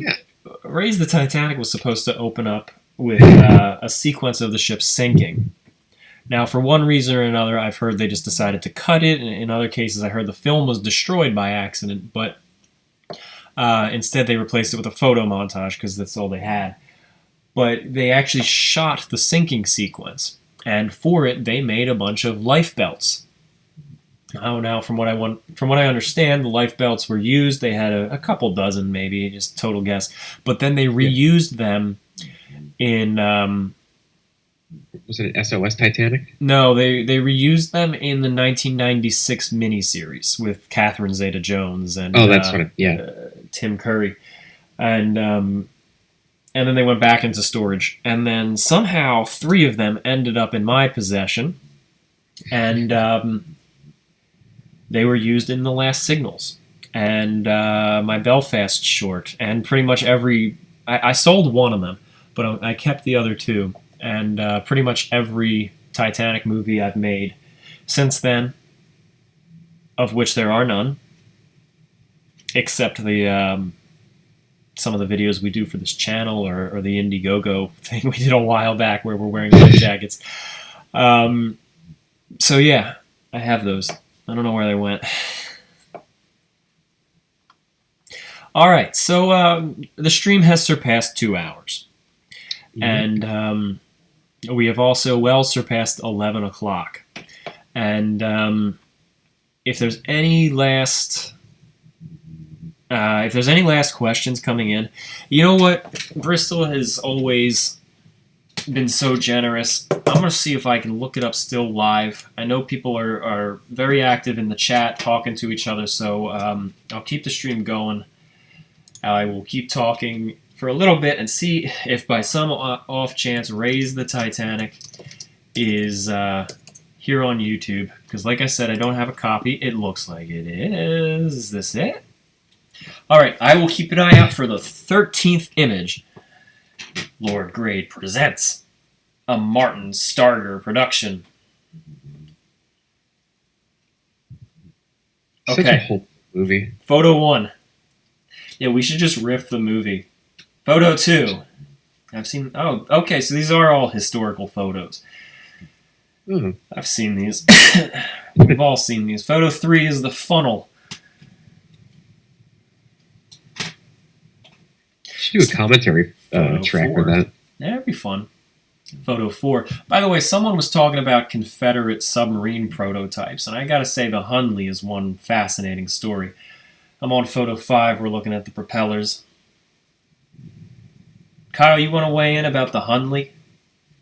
I mean, it was the first submarine ever sink another warship in combat. Yeah, and then it wasn't.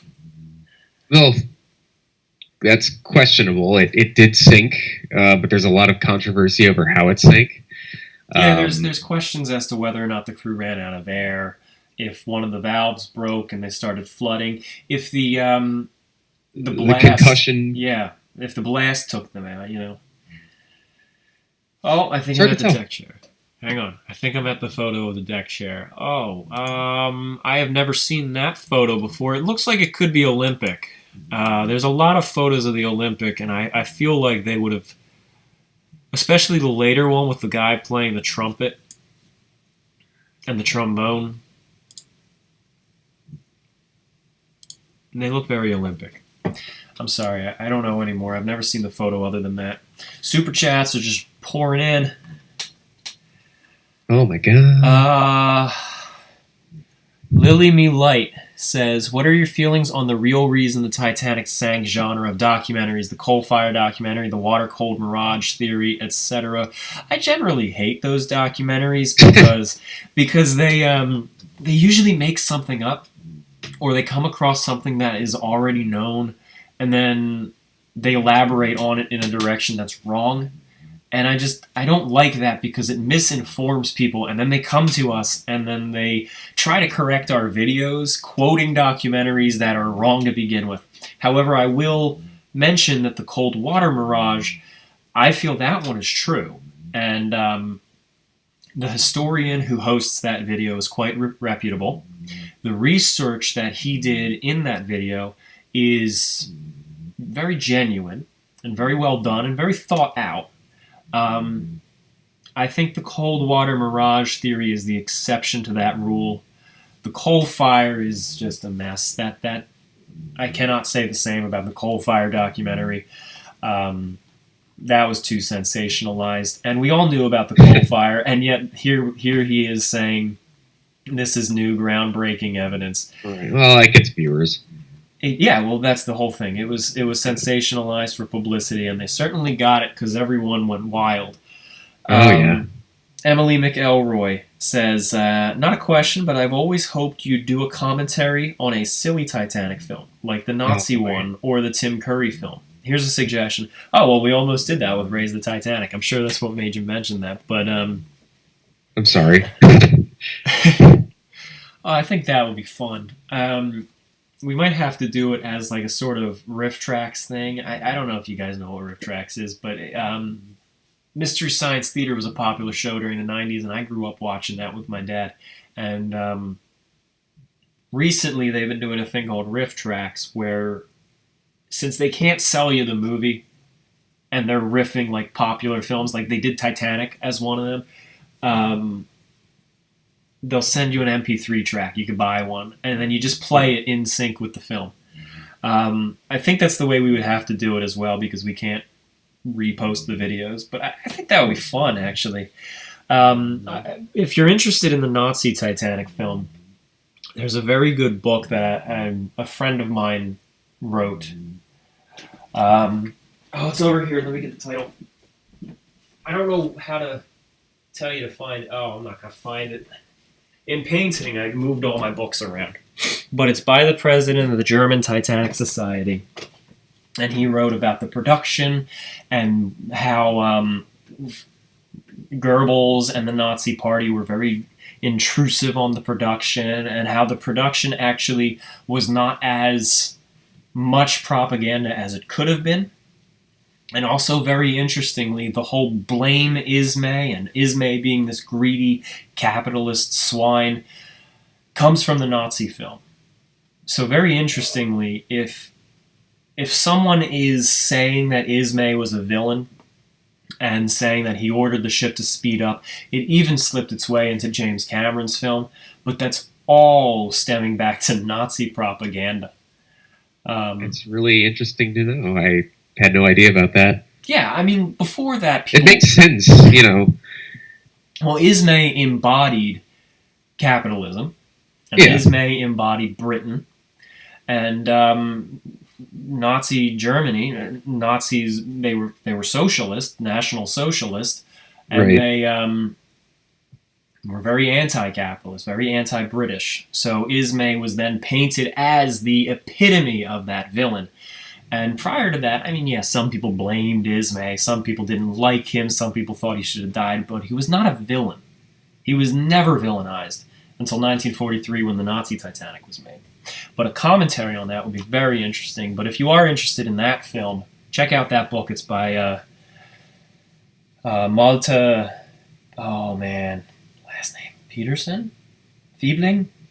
Something like that. Good book. Timothy Hatton, keep up the awesome work, guys. Thank you. Thank you, Tim. Aww. And Rail Fanning and Stuff Again has given another Canadian $5. Thank you. All right. Any good comments going on here? By the way, very interestingly, and I don't want to go too much into it, but the Nazi Titanic film was not terrible. Some parts were quite laughable, the way they changed history and things like that. But cinematically, it's not poorly done. The production value was very good. In fact, the book I was referring to goes into how it's remarkable that during the war, Germany was able to spend so much money on a massive budget film. And they actually filmed it on a German liner called the Cap Arcana. And she sank in a disaster in the war later.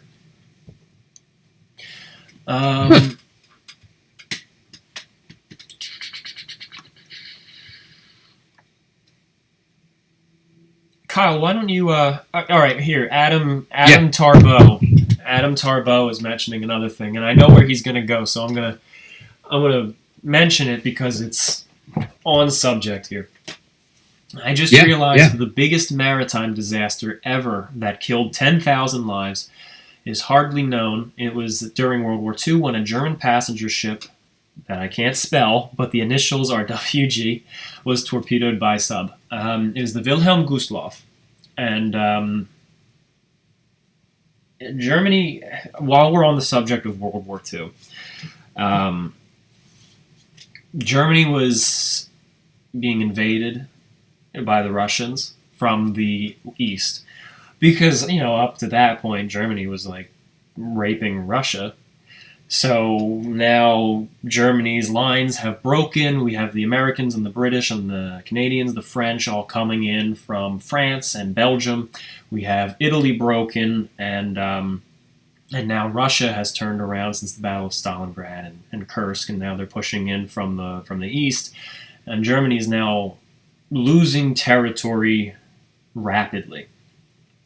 And now that Russia has entered the actual borders of Germany, and not just German-occupied territory, Germany is using their cruise ships and their ocean liners to evacuate German civilian and wounded from German territory. And they're going up in the North Sea. So over the course of a month, I think it was April 1945, at least three ocean liners were torpedoed by Russian submarines. I don't want to go too much into them. In fact, I'd love to do a full video on these ships. But the three ships had a combined loss of life of over 20,000. One of them was like 6,000 deaths. One of them was like 4,000 deaths. And one of them is at least 10,000 deaths, although it goes up to, some estimates go up to 13,000 deaths. And that was the Wilhelm Gustloff. But these were, you have to keep in mind, these were civilians. For the most part, any soldiers on board were wounded, and they were retreating. So even Stalin himself, even though he was secretly pinning medals on the U-boat commanders, or the submarine commanders who did it, even he said it was wrong. But like I said, he was secretly pinning medals on the submarine. That's a very, very interesting story to go into, because it was two countries that were the enemies of essentially the United States and Britain, and essentially everyone who's here, and everyone's countries. Nazi Germany and the Soviet Union was our enemy later. So it's two forces who we don't relate to, obviously, and here they're just slugging it out with tremendous loss of life of both military and civilian. So we don't hear too much about it, and of course it's being overshadowed by the media by the end of the war. So that's a very interesting story to go into, and I do think it deserves a video. Scott Martin, thank you very much for your contribution, and rail fanning and stuff again. Somebody commented, just keep donating, we'll never stop.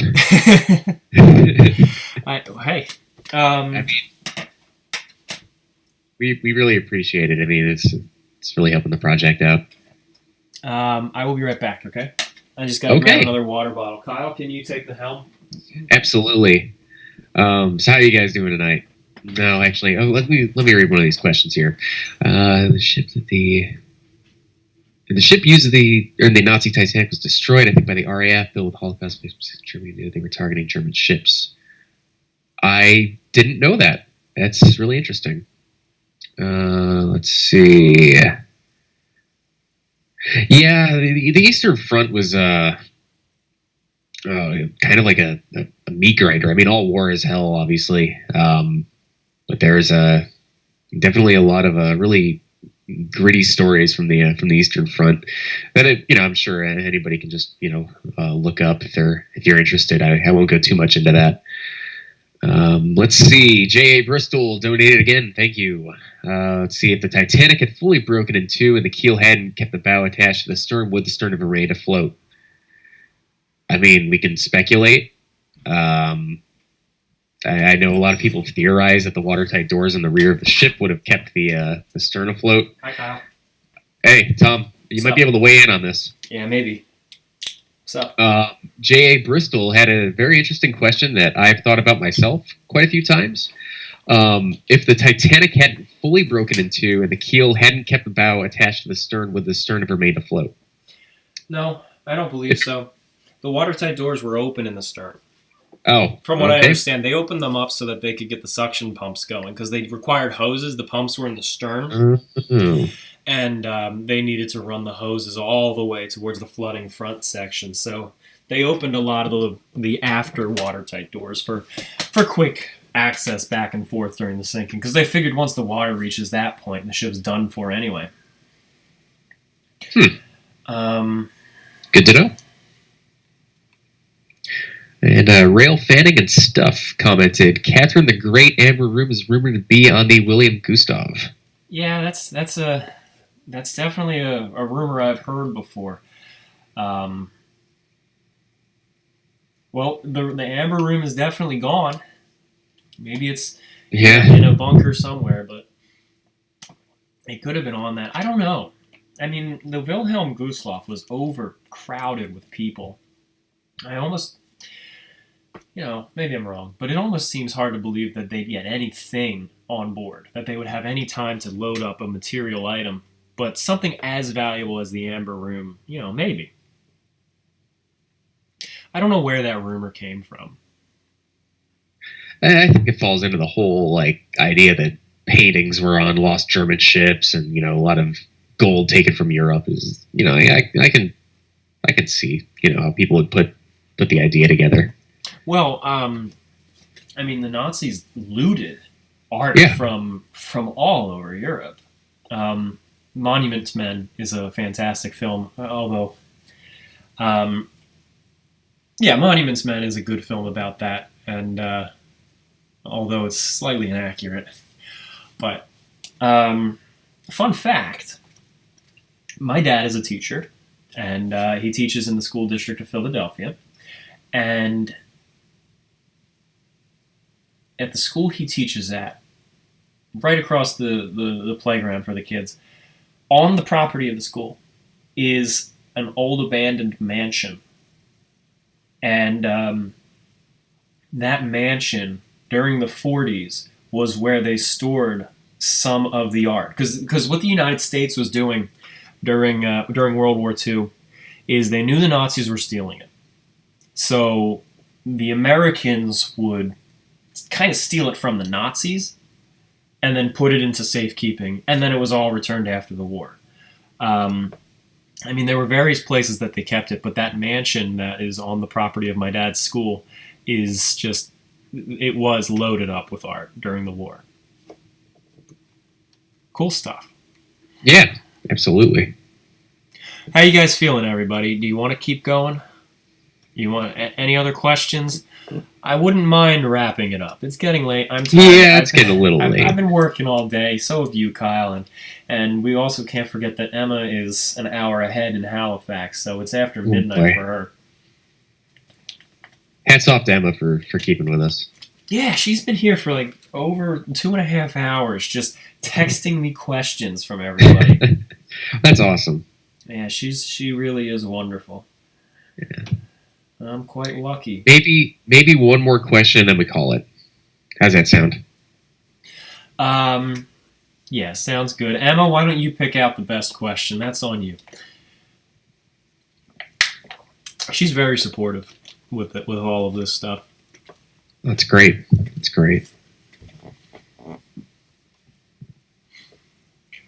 She's helped with a lot of the videos that I posted on the channel too, by the way. With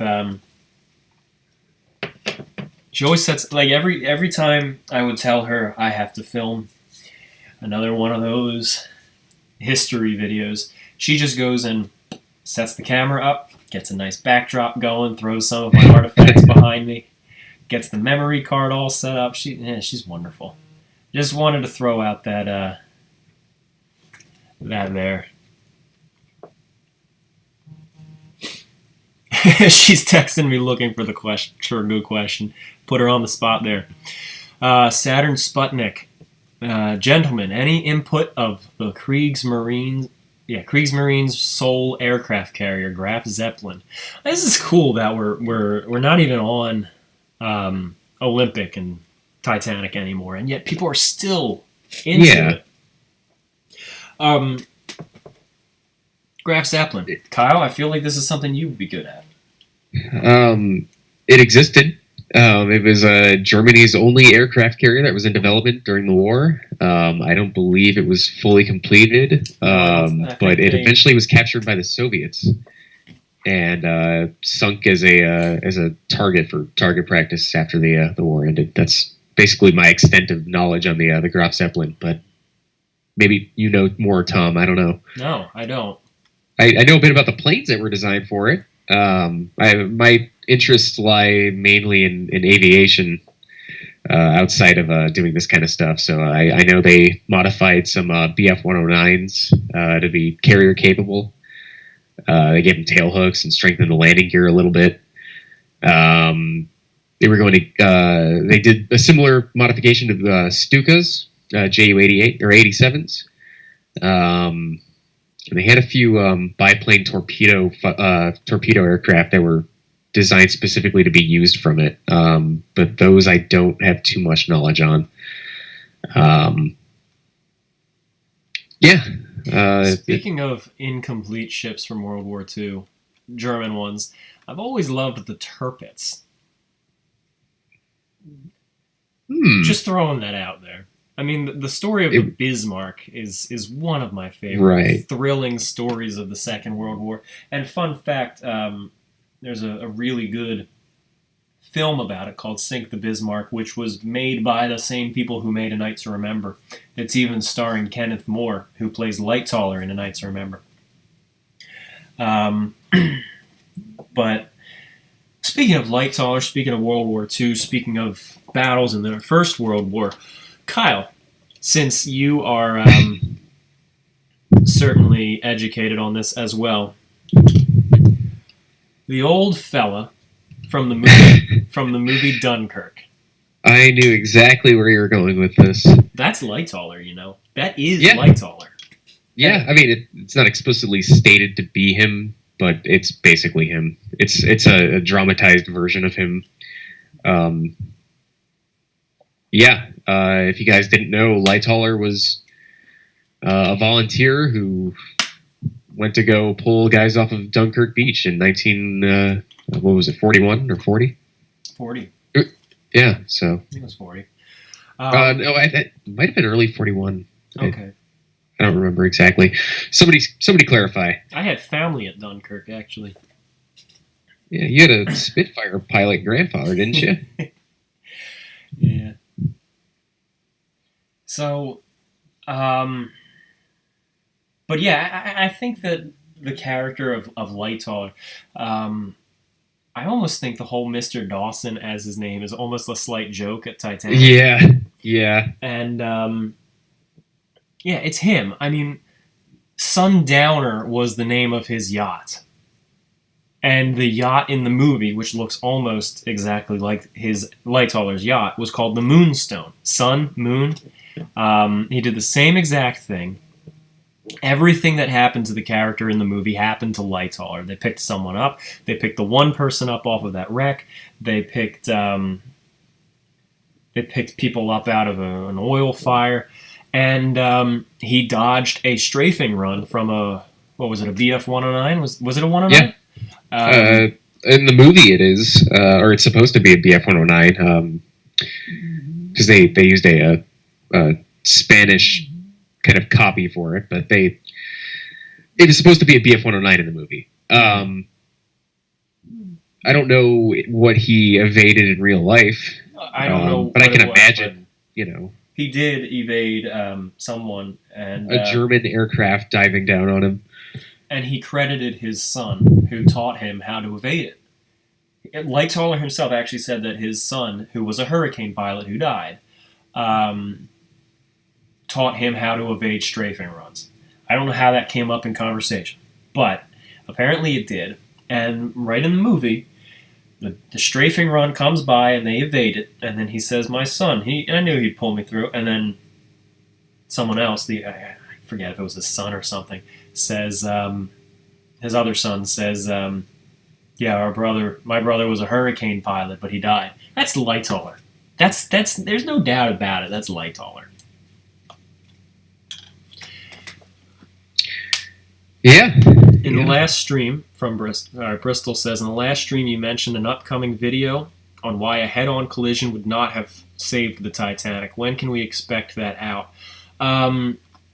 Just a quick heads up. Over the last month or two, a lot of things have happened in my personal life. Nothing bad, but just I've gotten very busy. And making these videos, you might have noticed I didn't make a video this last week, and I've just gotten extremely busy. For one, as you guys know, Emma is Canadian. It has become very urgent that I get her immigration to the U.S. so we can get married going. And then I actually also got a job, a very, very interesting job, actually writing for the cool thing about this job, other than the income, is the fact that I essentially get to do a practice run for Titanic. Because I'm going to be writing the script for the Titanic game, this job has me writing a script for what's essentially a game. It's more so a simulator, but and it's using a lot of the same functions that we are using in the Titanic game, so I get a professional practice run.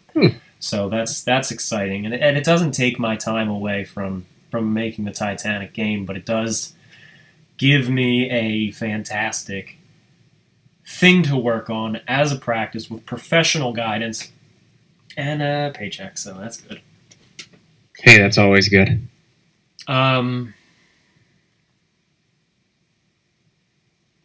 Okay. And then there was one last one. There was one last super chat, and then we're gonna go. Stop messaging us because we have to read these super chats. Emily McElroy. You have the same last name as Titanic's purser, by the way.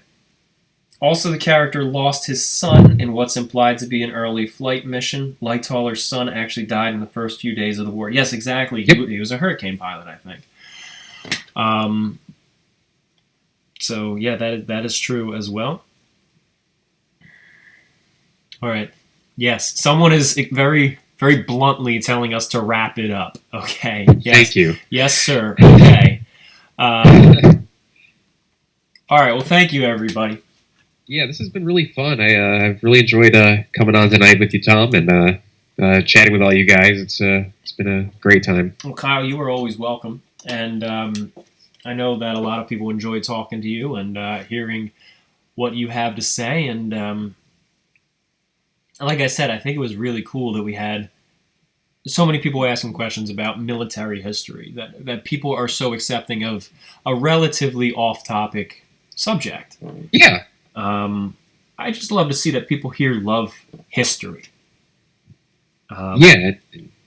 Don't worry, we've got plenty of history that may not be exactly on topic. I mean, we can answer your questions, and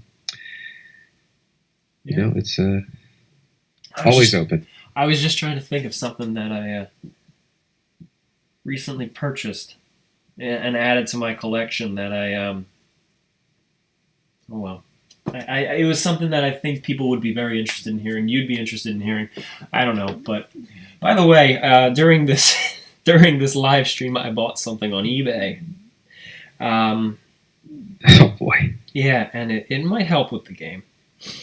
Either way, it's a very nice collection piece that I am going to be adding to some of the videos, perhaps. By the way, thank you very much again, Rail Fanning. It is a calendar from the RMS Majestic. Went for a little bit more than I wanted, but I got it. And I'm mentioning it mainly because I would like to see if anyone here in the chat was bidding against me. It's always a fight for eBay stuff. Yeah, I know. All right. All right, guys. Have a wonderful night, and you have not seen the last of me. I'm sure I'll be back if Tom lets me. Well, yeah, no, of course. I do want to do a conversation about the Titanic. That was the other subject we went into, and Yes. I think that would be a very, very fun one. You were talking about, you were talking about the mines and the torpedoes. Yes. So, all right. All right. And we got to do another camping trip. For those of you who don't know, yeah. Kyle and I camped out in the desert. It was a fun time. We almost froze to death. It was pretty funny. Oh my gosh, that was terrible. That was okay. All right. All right. For another time. Yeah. Good night, everybody. Thank you very much. Don't argue too much about politics because that won't get you anywhere. All right. Thank you, everybody. All right. And good night. Now I got to figure out how to stop this. I just press stop. It's that easy. Look at that. I'm going to do it. Stop it. Here it comes. Oh my God.